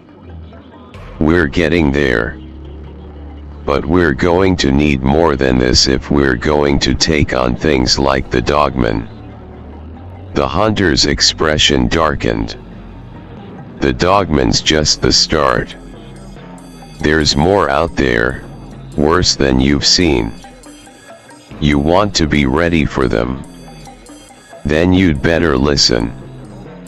He dropped the satchel onto the nearest table and began pulling out an assortment of items, schematics for traps, blueprints for weapons, maps marked with strange symbols. There were also vials of a strange, viscous liquid, and a few items Johnny couldn't identify. One looked like a small, black cube that pulsed faintly, while another resembled an ornate silver dagger etched with runes. "What is all this?" Ren asked, leaning closer. "Tools of the trade," the hunter said. "Things I've collected over the years. You'll need them if you're serious about this." Scotty poked at one of the vials. "And what's this supposed to do?" "Poison the monsters." The hunter snorted. "Not poison. Bait. It'll draw them out, make them easier to track. But use it sparingly. You don't want to attract more than you can handle." Johnny studied the items carefully, his mind already working through how they could integrate them into the mill's defenses. The schematics and maps were particularly intriguing. If they could figure out how to use them, they might gain an edge. As the others sorted through the hunter's supplies, Johnny's attention drifted back to the .44 Magnum strapped to the man's belt. The weapon seemed to pulse faintly in his peripheral vision, like it was calling to him. He forced himself to look away, focusing instead on the hunter's instructions. "We've got a long way to go," the hunter said, his tone serious. "But you're making progress. That's more than most can say." Johnny nodded, his resolve hardening. "We'll be ready." The hunter gave him a long, appraising look, then clapped him on the shoulder. "You'd better be. Because the monsters aren't waiting for you to catch up. That night, as the others slept, Johnny returned to his corner of the mill and rolled up his sleeve. The VCSN device hummed softly as he activated it, its glow illuminating the darkness. He scrolled through the holographic menus, searching for anything that might help them prepare. One entry caught his eye: Lancaster Nexus Multiversal Focal Point. He selected it, and the device projected a map of Lancaster and its surrounding areas. The map was overlaid with lines and symbols, marking places of significance: the loom mill, the old bridges, the woods where they'd encountered the dogmen. The pattern seemed to pulse faintly, as though the city itself was alive. Johnny stared at the map, his mind racing. He didn't fully understand what he was looking at, but he knew one thing for certain: Lancaster wasn't just a battleground. It was the key to everything.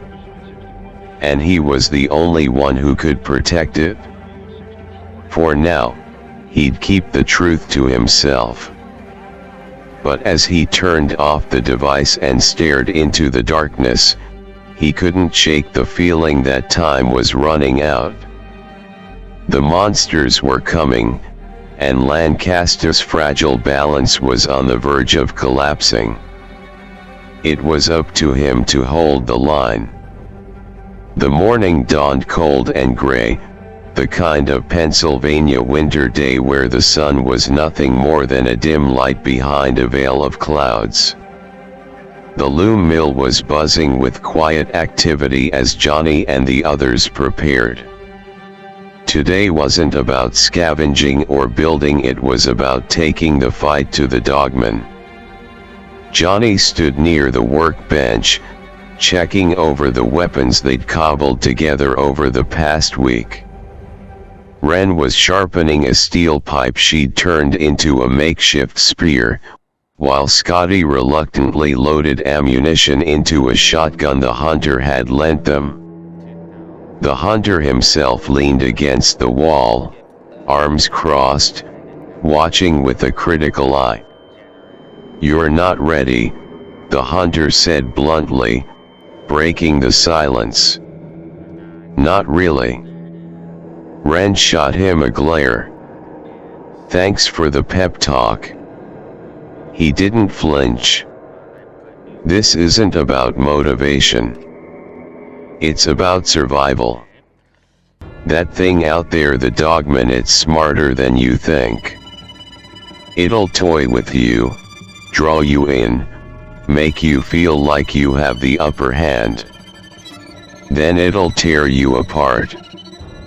Johnny tightened his grip on the .44 Magnum, the weight of it both comforting and unnerving. "We don't have a choice. It's been tracking us, haunting us. If we don't deal with it now, it's only going to get worse." The hunter pushed off the wall, his expression grim. "You're right. But don't fool yourself into thinking this is just about the dogmen. This is a test. Something bigger is watching." "What do you mean?" Scotty asked nervously. The hunter didn't answer.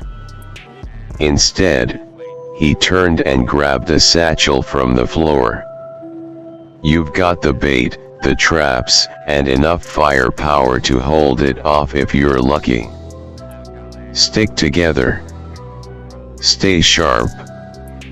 And for the love of God, don't let it separate you." Johnny nodded, his jaw tight.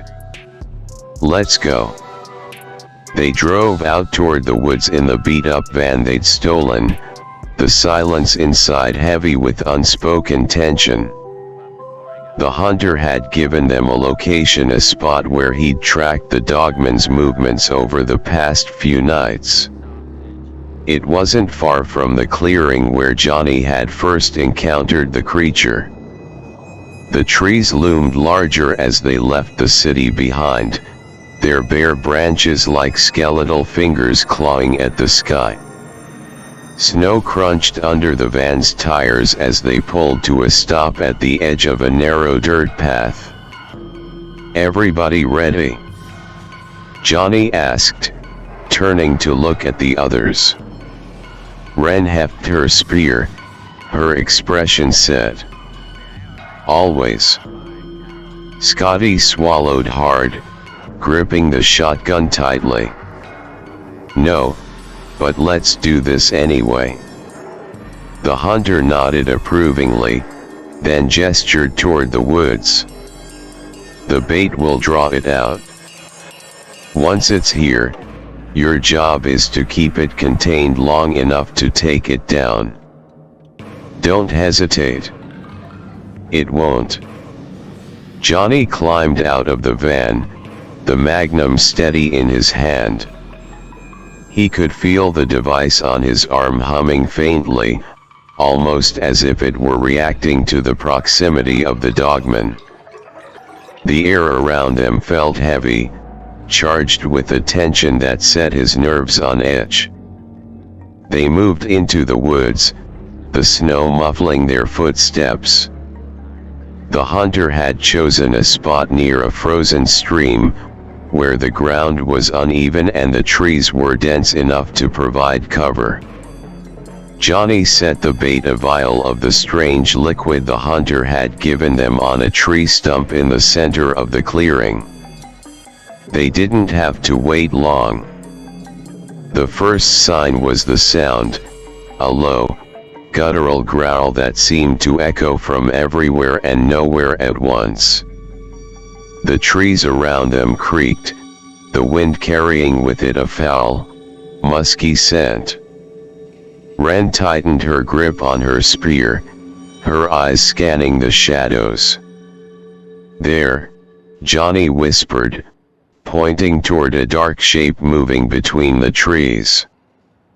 The dogman stepped into view, its yellow eyes glowing like embers.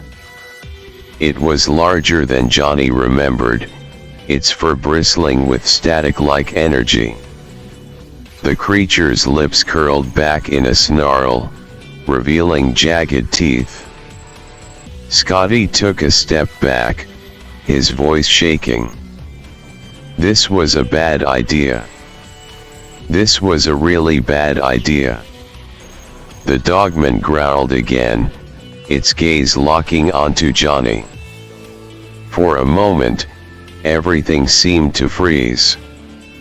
Then, with a burst of speed, the creature lunged. "Now!" Johnny shouted. Ren threw her spear, the sharpened steel striking the dogman in the shoulder.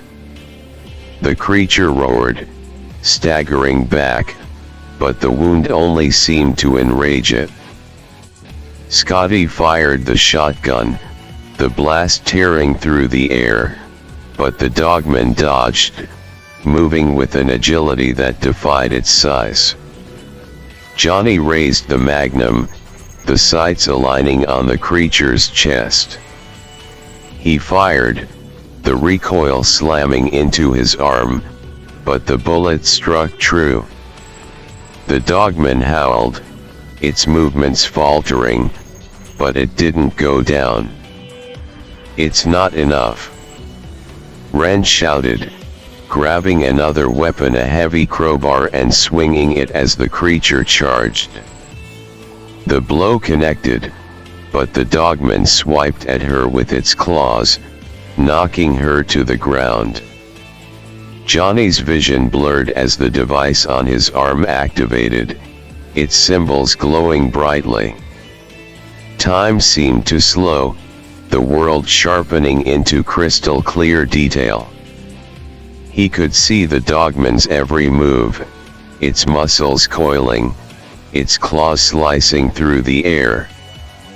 Instinct took over, and he moved with a speed and precision that wasn't his own. He fired again, the magnum's roar deafening. The bullet struck the dogman in the side, and this time, the creature faltered. It turned, its eyes blazing with fury, but Johnny was already moving. He lunged forward, grabbing the crowbar from Ren and driving it into the creature's chest. The dogman let out a final, ear-splitting howl before collapsing to the ground. Its body twitched, then went still, steam rising from its wounds. The woods fell silent. Johnny staggered back, his breath coming in ragged gasps. Ren got to her feet, wincing as she brushed herself off. Scotty lowered the shotgun, his hands trembling. "Is it dead?" Scotty asked, his voice barely audible. The hunter stepped forward, his rifle trained on the dogman. He poked the body with the barrel, then nodded. "It's dead." Ren let out a shaky laugh. "Holy shit. We actually did it." Johnny didn't say anything. He stared at the dogman's lifeless body, the weight of the moment pressing down on him. The device on his arm pulsed faintly, its symbols flickering, as if acknowledging the victory. But deep down, he knew this was only the beginning. The dogman was one monster, one threat in a world full of them. And Lancaster was still at the center of it all. "Let's get out of here," he said finally, his voice low. "We've got work to do." The group returned to the loom mill hours after the fight, their bodies exhausted but their minds still racing with the adrenaline of the encounter. The dogman's body had been left behind, partially buried under snow and shadow in the clearing. None of them had the energy or the will to deal with it further. Scotty slumped into a chair near the workshop, his hands still trembling. "I can't believe we survived that. We actually survived."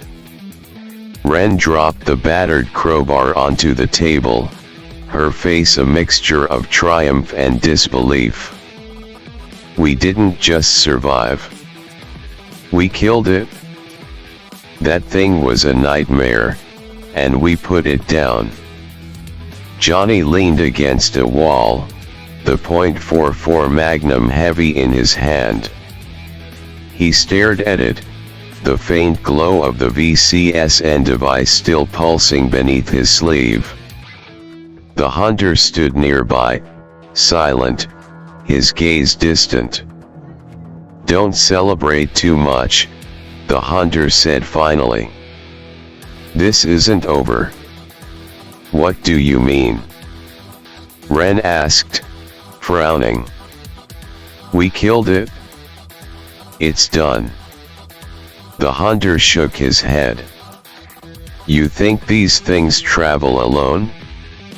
They're pack animals. If one of them's dead, the others will know." Scotty sat up straighter, his face pale. "Wait, others? How many are we talking about?" "Enough," the hunter said grimly. "They'll come looking for their fallen. And if you left it behind, they'll find it." Johnny's chest tightened, a cold chill running through him. He hadn't told the others, but something about the dogman's death had felt off. Its eyes, blazing with fury, had held a flicker of something else, something almost human. And then there was the way it had collapsed, almost too easily. "Get some rest," the hunter continued, his tone sharp. "You'll need it." Meanwhile, back in the clearing, the woods had grown unnaturally quiet. Snow had begun to fall again, blanketing the ground in an eerie stillness. The dogman's body lay where it had fallen, its fur matted with blood, its massive frame barely visible beneath the fresh snow. But the silence didn't last. From the shadows, a pair of glowing yellow eyes appeared. Then another. And another. Soon, the clearing was filled with the shapes of other dogmen, their snarls low and guttural as they approached the fallen one.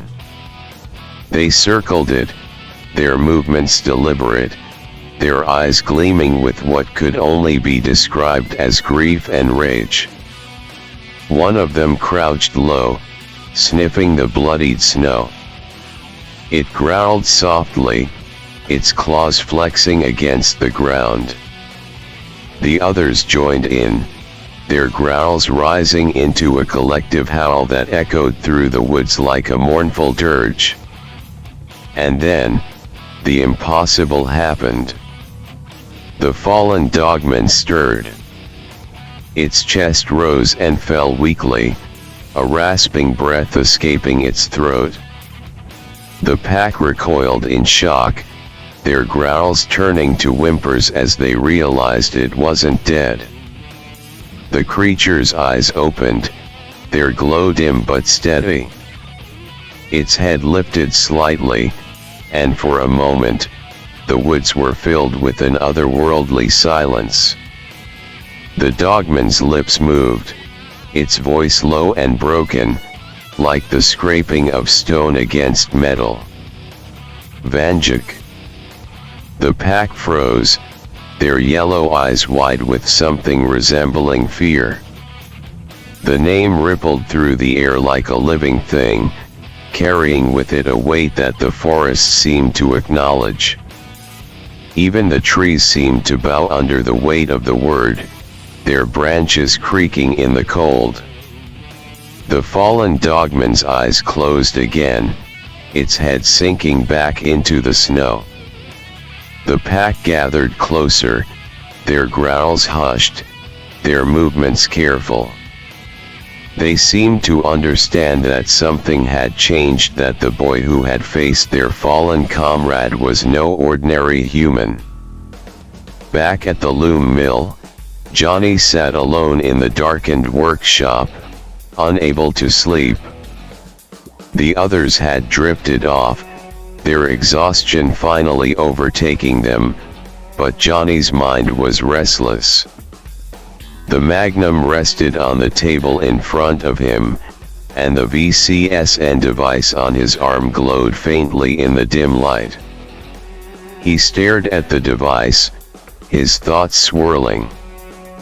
The knowledge it had given him, the visions of other Vandukes across the multiverse, the sense of purpose that had been thrust upon him, it all felt impossibly heavy. And now, the dogman's death or near-death haunted him. There was something else, too. A feeling, deep in his chest, that he couldn't shake. It wasn't fear or anxiety, it was something stronger, something primal. It was as though the universe itself was holding its breath, waiting for something to happen. The hunter's voice broke the silence, startling Johnny. "Can't sleep." Johnny looked up to see the man leaning in the doorway, his expression unreadable. "No," Johnny admitted. "There's too much, I don't know." "Too much."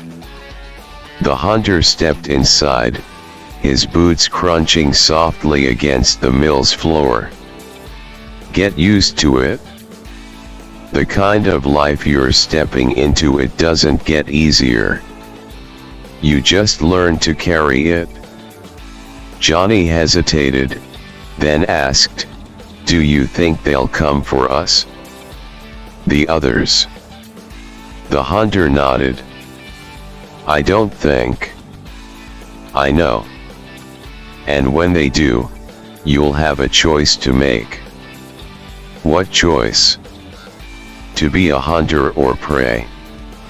To be Vanduke or just another kid running scared."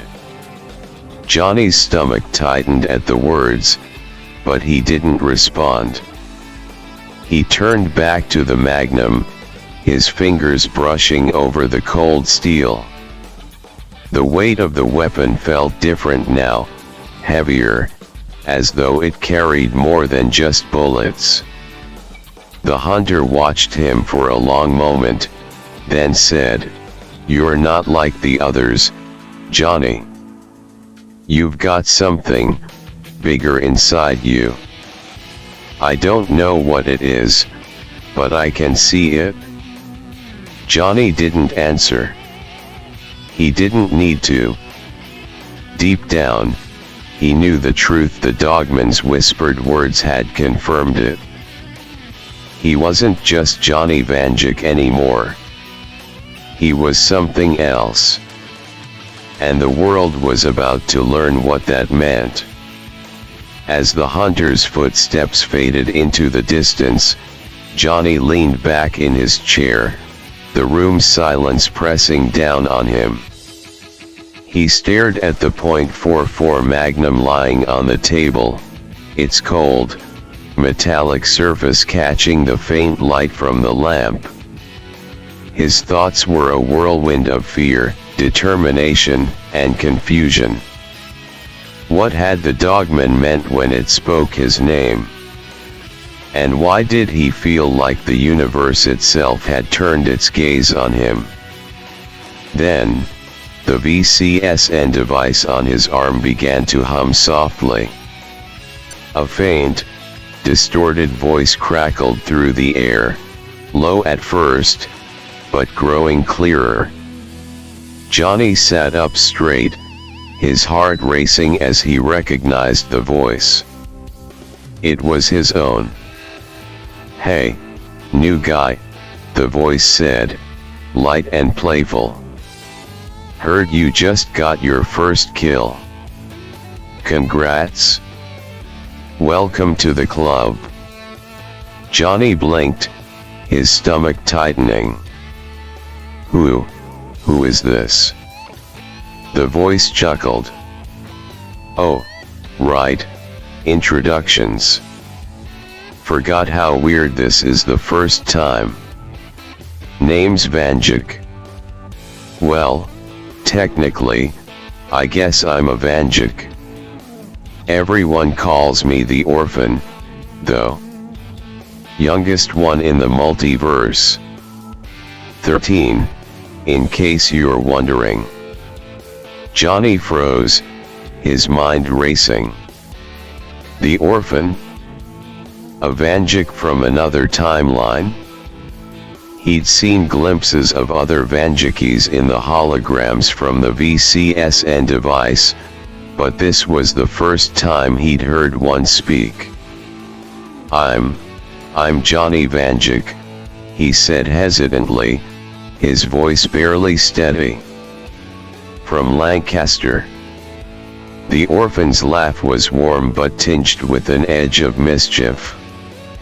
"Yeah, I know. The Lancaster Nexus. Big deal, huh? Not everyone gets to wake up as the center of a multiversal focal point. Bet that feels heavy." "You have no idea," Johnny muttered. "Sure I do," the orphan said. "We all go through it. Every Vanduke has their moment. Yours just happens to involve a dogman. Cool first hunt, by the way. Way better than mine. What was yours?" Johnny asked, curiosity overriding his shock.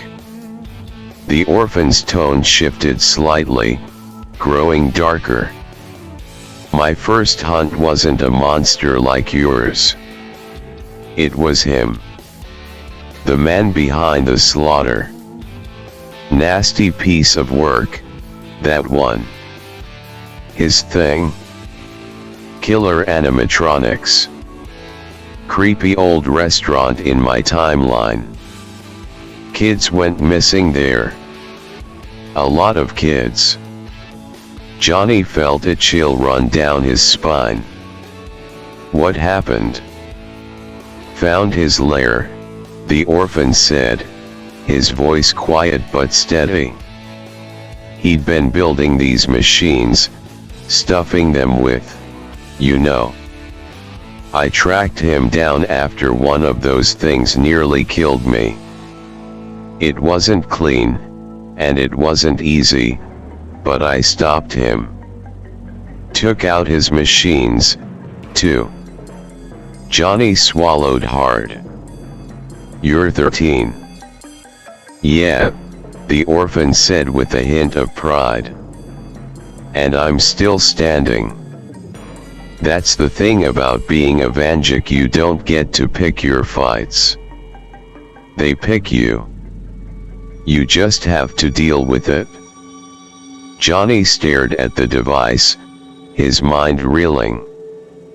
The orphan's words felt both comforting and overwhelming.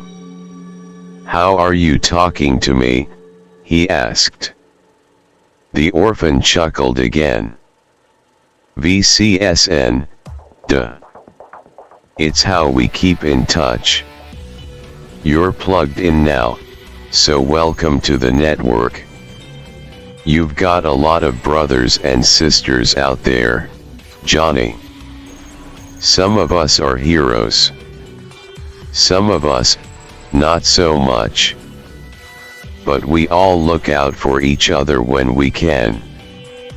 Johnny hesitated, then asked, why are you really calling me? Just checking in, the orphan said lightly. First kills are a big deal. It changes you, you know. Thought you might want someone to talk to who's been through it. Johnny looked down at the magnum in his hand, the weight of it familiar now. It's a lot. It always is, the orphan said. But you're one of us now, Johnny.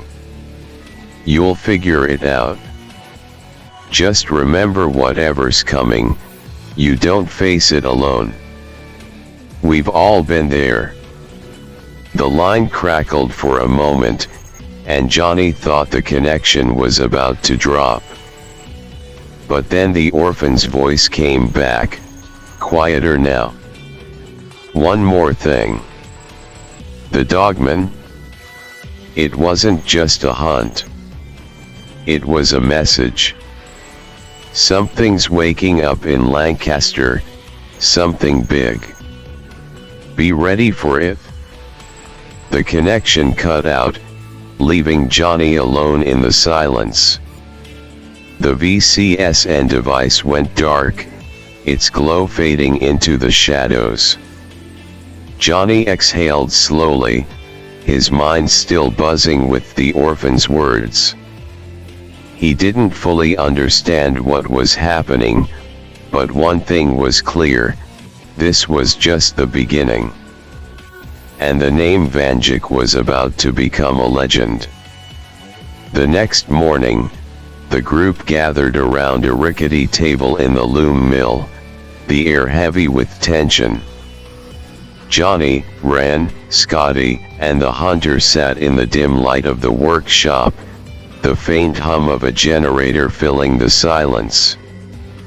The night's events lingered in their minds like a dark shadow, the DogMen's haunting presence refusing to fade. Ren leaned forward, her fingers drumming on the table. All right, we took one down. Barely. But if what the hunter says is true, we've got a whole pack to deal with now. So what's the plan? Scotty groaned, slumping back in his chair. Plan? Are you kidding me? We barely made it out alive last time. Now you want to go after more of them? We don't have a choice, Johnny said firmly, his voice steady despite the turmoil inside him. If we don't take the pack out, they'll come for us. Sooner or later, they'll find this place. The hunter nodded, his expression grim. He's right. The pack knows you're a threat now. They'll be hunting you as much as you're hunting them. You've got two options: strike first or wait for them to hit you when you're not ready. Scotty threw up his hands. Great. Fantastic. So it's suicide either way. Ren smirked, though her eyes were serious. Come on, Scotty. Where's your sense of adventure? Adventure doesn't usually involve getting ripped apart by werewolves. They're not werewolves, the hunter said sharply. They're worse. Stronger, faster, smarter. And they work together. One dogman on its own is bad enough. A pack? That's a whole different kind of nightmare. Johnny leaned over the table, his jaw tight. Then we need to hit them hard and fast. Before they have time to regroup. We've already got weapons, traps, and bait. We just need to figure out where to set up. The hunter pulled a map from his bag, spreading it out across the table. It was marked with hand-drawn lines and symbols, indicating areas he'd tracked the dogmen before. They're territorial, he said, pointing to a dense section of woods. This is where I've seen the most activity. If the pack is out there, this is where they'll be. Ren studied the map, her brow furrowed. What's the terrain like? Rough, the hunter said. Thick trees, uneven ground. Perfect for them, bad for us. But if you're smart, you can use it to your advantage. Johnny nodded. We'll need traps. Lots of them. If we can funnel them into a tight area, we might stand a chance. The hunter gave him a sharp look. You're thinking like a hunter.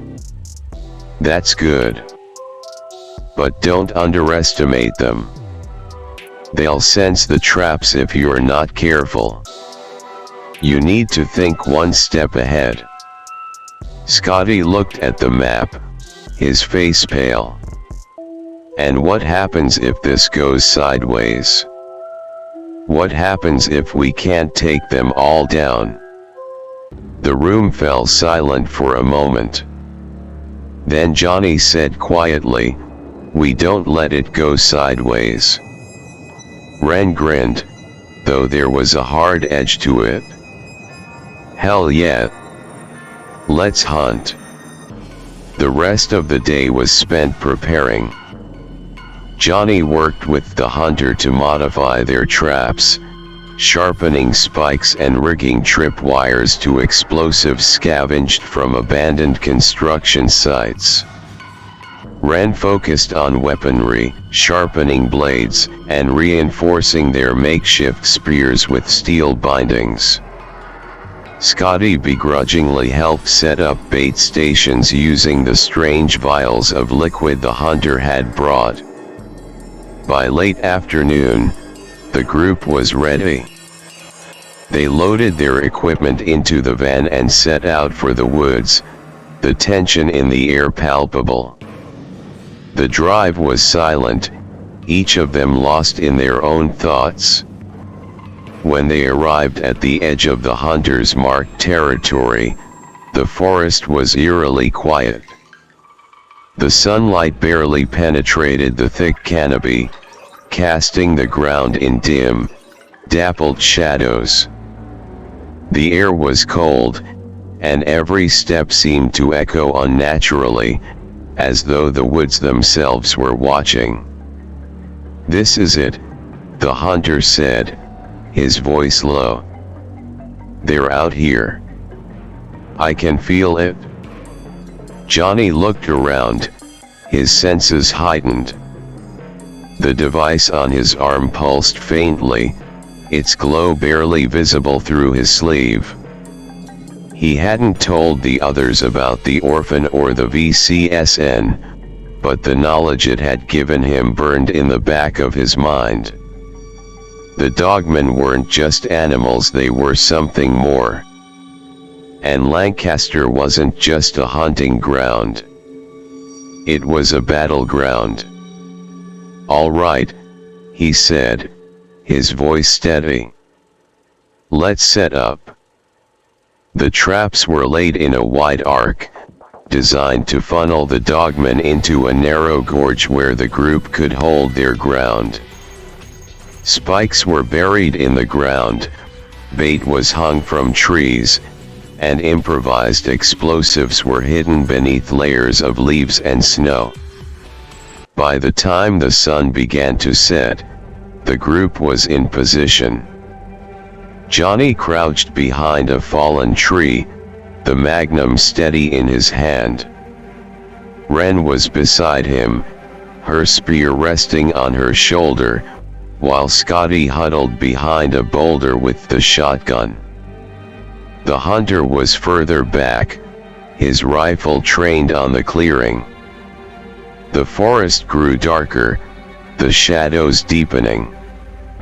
The air was heavy with anticipation, every sound amplified in the silence.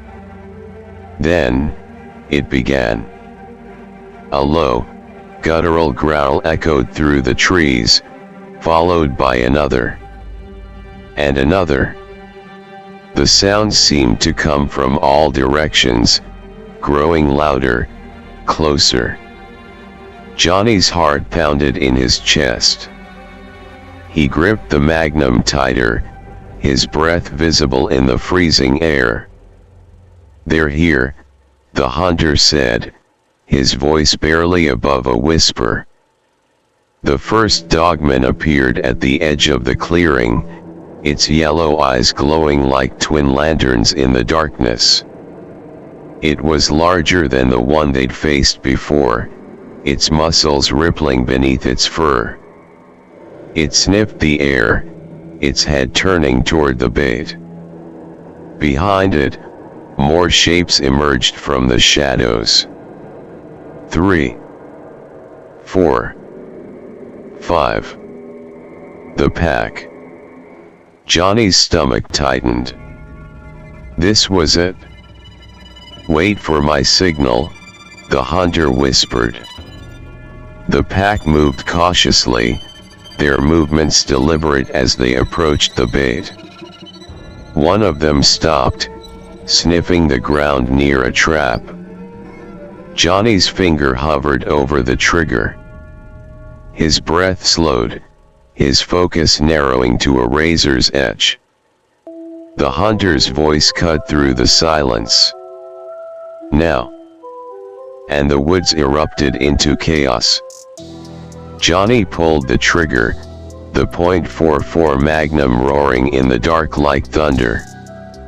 The first dogman staggered back, blood spraying from its shoulder, but it didn't go down. The pack howled in unison, their glowing eyes flashing with rage as they charged. The woods exploded with noise. One of the dogmen tripped a tripwire, triggering an improvised explosive that sent snow and debris flying. The creature was thrown back, its body crumpling as sharp fragments tore into it. Another lunged forward, only to be impaled on a row of sharpened spikes hidden in the underbrush.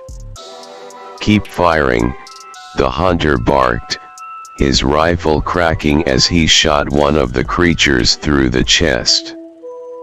It let out a guttural snarl, staggering but refusing to fall. Johnny swung the magnum toward a second dogman, its massive frame charging through the smoke and chaos. He fired again, the recoil slamming into his arm, but the shot was true. The creature yelped, blood pouring from its side as it crashed to the ground. Ren, standing beside him, lunged forward with her spear. She thrust it into the neck of another dogman, twisting the blade as the creature clawed at her desperately. "Stay down, you bastard," she shouted, pulling the weapon free as the dogman collapsed. Scotty, huddled behind a boulder, fired the shotgun wildly, his aim shaky but effective. One of the creatures stumbled, its leg buckling as a blast of buckshot tore through its thigh. "They're flanking us," Johnny shouted, his voice cutting through the cacophony. Two dogmen had circled around, their glowing eyes fixed on Scotty's exposed position. Johnny moved without thinking. The device on his arm pulsed, his senses sharpening as time seemed to slow. He sprinted toward Scotty, the magnum raised, and fired twice in quick succession. Both shots hit their mark, the dogmen collapsing in snarling heaps. Scotty looked up at him, his face pale. "Thanks," he gasped. "Don't thank me yet," Johnny said, reloading the magnum with shaking hands. The pack wasn't giving up. The remaining dogmen, though wounded, regrouped and charged as one. Their snarls filled the air, their massive forms barreling through the underbrush like freight trains. "Fall back," the hunter yelled, his voice sharp. "Get to the gorge." The group retreated, their boots slipping on the frozen ground. Ren stayed close to Johnny, her spear ready, while Scotty clutched the shotgun like a lifeline. The hunter covered their retreat, his rifle picking off one of the dogmen as it lunged for them.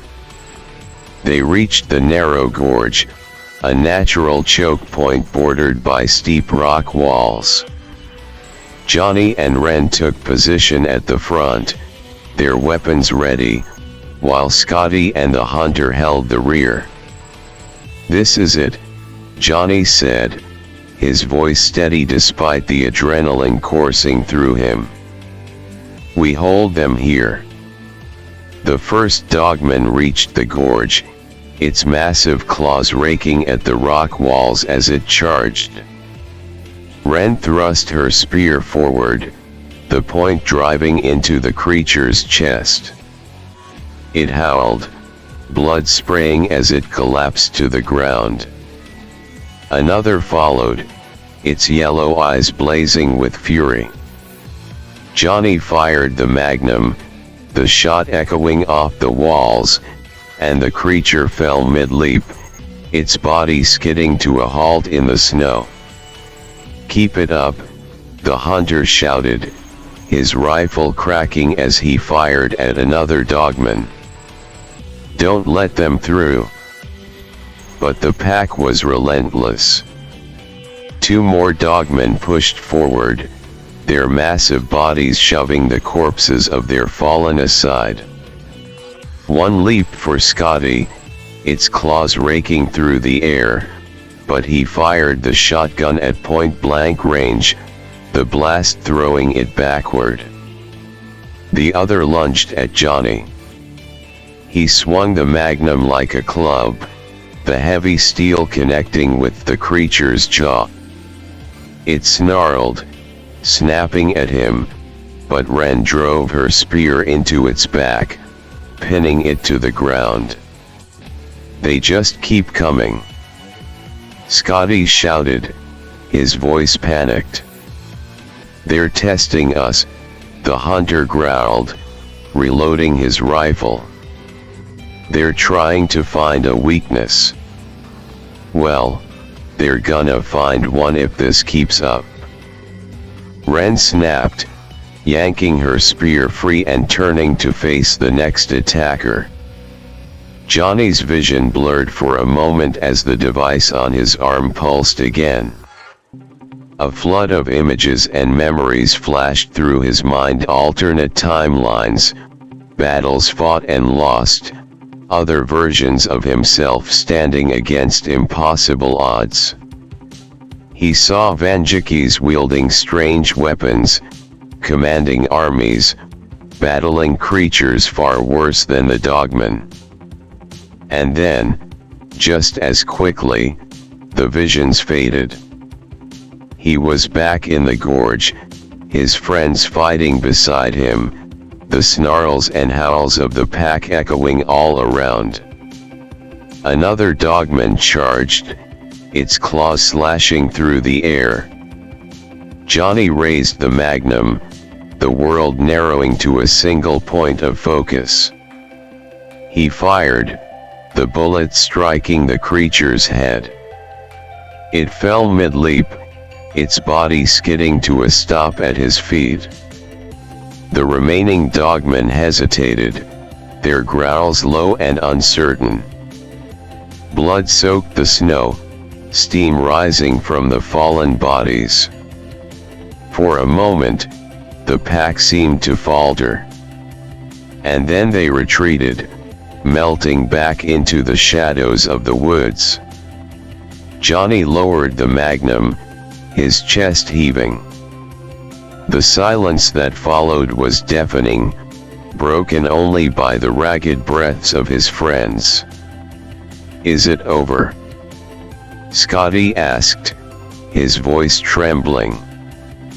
The hunter scanned the woods, his rifle still raised. "For now." Ren leaned on her spear, blood dripping from the blade. "We did it." Johnny looked around at the carnage, his mind racing. The pack was broken, but something didn't sit right. The DogMen hadn't been fighting to kill, they'd been testing, probing, retreating when they realized they couldn't win. "They'll be back," he said quietly, his voice steady. "And next time, they won't hesitate." The hunter nodded. "You're learning." Johnny stared into the dark woods, his hand tightening around the magnum. The DogMen were just the beginning. Something bigger was coming, something that would test everything they'd built. And he'd be ready for it. Johnny stood in the center of the gore-streaked gorge, the .44 Magnum still smoking faintly in his hand. Blood and snow mingled around their feet, the air thick with the metallic tang of battle. His chest heaved as he scanned the woods one last time, making sure no glowing yellow eyes lingered in the shadows. The DogMen had retreated, their snarls and howls fading into the distance. For now, it was quiet. Johnny smirked, wiping the sweat from his brow with the back of his sleeve. He turned to his friends, who looked equally battered but triumphant. Ren leaned heavily on her spear, her jacket torn but her grin fierce. Scotty stood behind a boulder, his shotgun clutched tightly, his face pale but determined. The hunter, calm as ever, was already checking his rifle and scanning the perimeter. "I think they got the fucking message," Johnny said, his voice carrying over the silence. Ren let out a short laugh, shaking her head. "Damn right they did." Scotty stumbled forward, nearly slipping on the bloody snow. "I'm voting we never do this again. Ever." "Sorry," Johnny said, his smirk growing. "Not how this works." The hunter slung his rifle over his shoulder, giving Johnny an approving nod. "He's right. You're not just surviving anymore. You're fighting back. That changes the game." Scotty groaned, rubbing his temples. "Oh great. So now we're dogmen whisperers or something." Ren clapped him on the shoulder.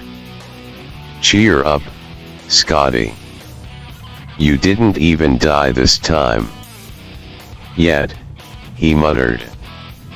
Johnny holstered the magnum, his mind already turning to what came next. The fight wasn't over, not even close. The dogmen would regroup, and there were other threats out there, lurking in the shadows of Lancaster and beyond. But for now, they'd won. They'd proved they weren't easy prey. "Let's head home," Johnny said, motioning toward the woods. "We've got work to do." Ren straightened, shouldering her spear. "I'm not hauling all this crap back on foot." Johnny smirked, nodding toward the van they'd hidden just off the trail. "Good thing we've got wheels." They trudged back through the forest, their makeshift weapons dragging in the snow. The hunter followed at a distance, his sharp eyes scanning the dark trees, always alert. Johnny didn't need to say anything, he could feel the hunter's approval in the man's quiet presence. When they reached the van, Johnny tossed his gear into the back and slid into the driver's seat. Ren climbed into the passenger side, while Scotty collapsed into the back, groaning loudly as if the weight of the world had settled on his shoulders. The hunter leaned against the doorframe, his expression unreadable. "You did good tonight. But this was just the start." Johnny met his gaze, his tone serious. "I know. We'll be ready." The hunter nodded, stepping back as Johnny started the engine. "I'll be in touch." As the van rumbled to life and rolled onto the snowy trail, Johnny glanced in the rearview mirror, catching one last glimpse of the hunter disappearing into the woods. His presence was reassuring, but Johnny knew they couldn't rely on him forever. The road back to the loom mill was quiet, the van's tires crunching softly over the frozen ground. Inside, no one spoke, the weight of the night settling over them. But as they crossed into the outskirts of Lancaster, Johnny felt a strange sense of calm. They weren't running anymore. They were fighting back. And the dogmen and whatever else was out there would know better than to mess with Johnny Vanduke and his crew.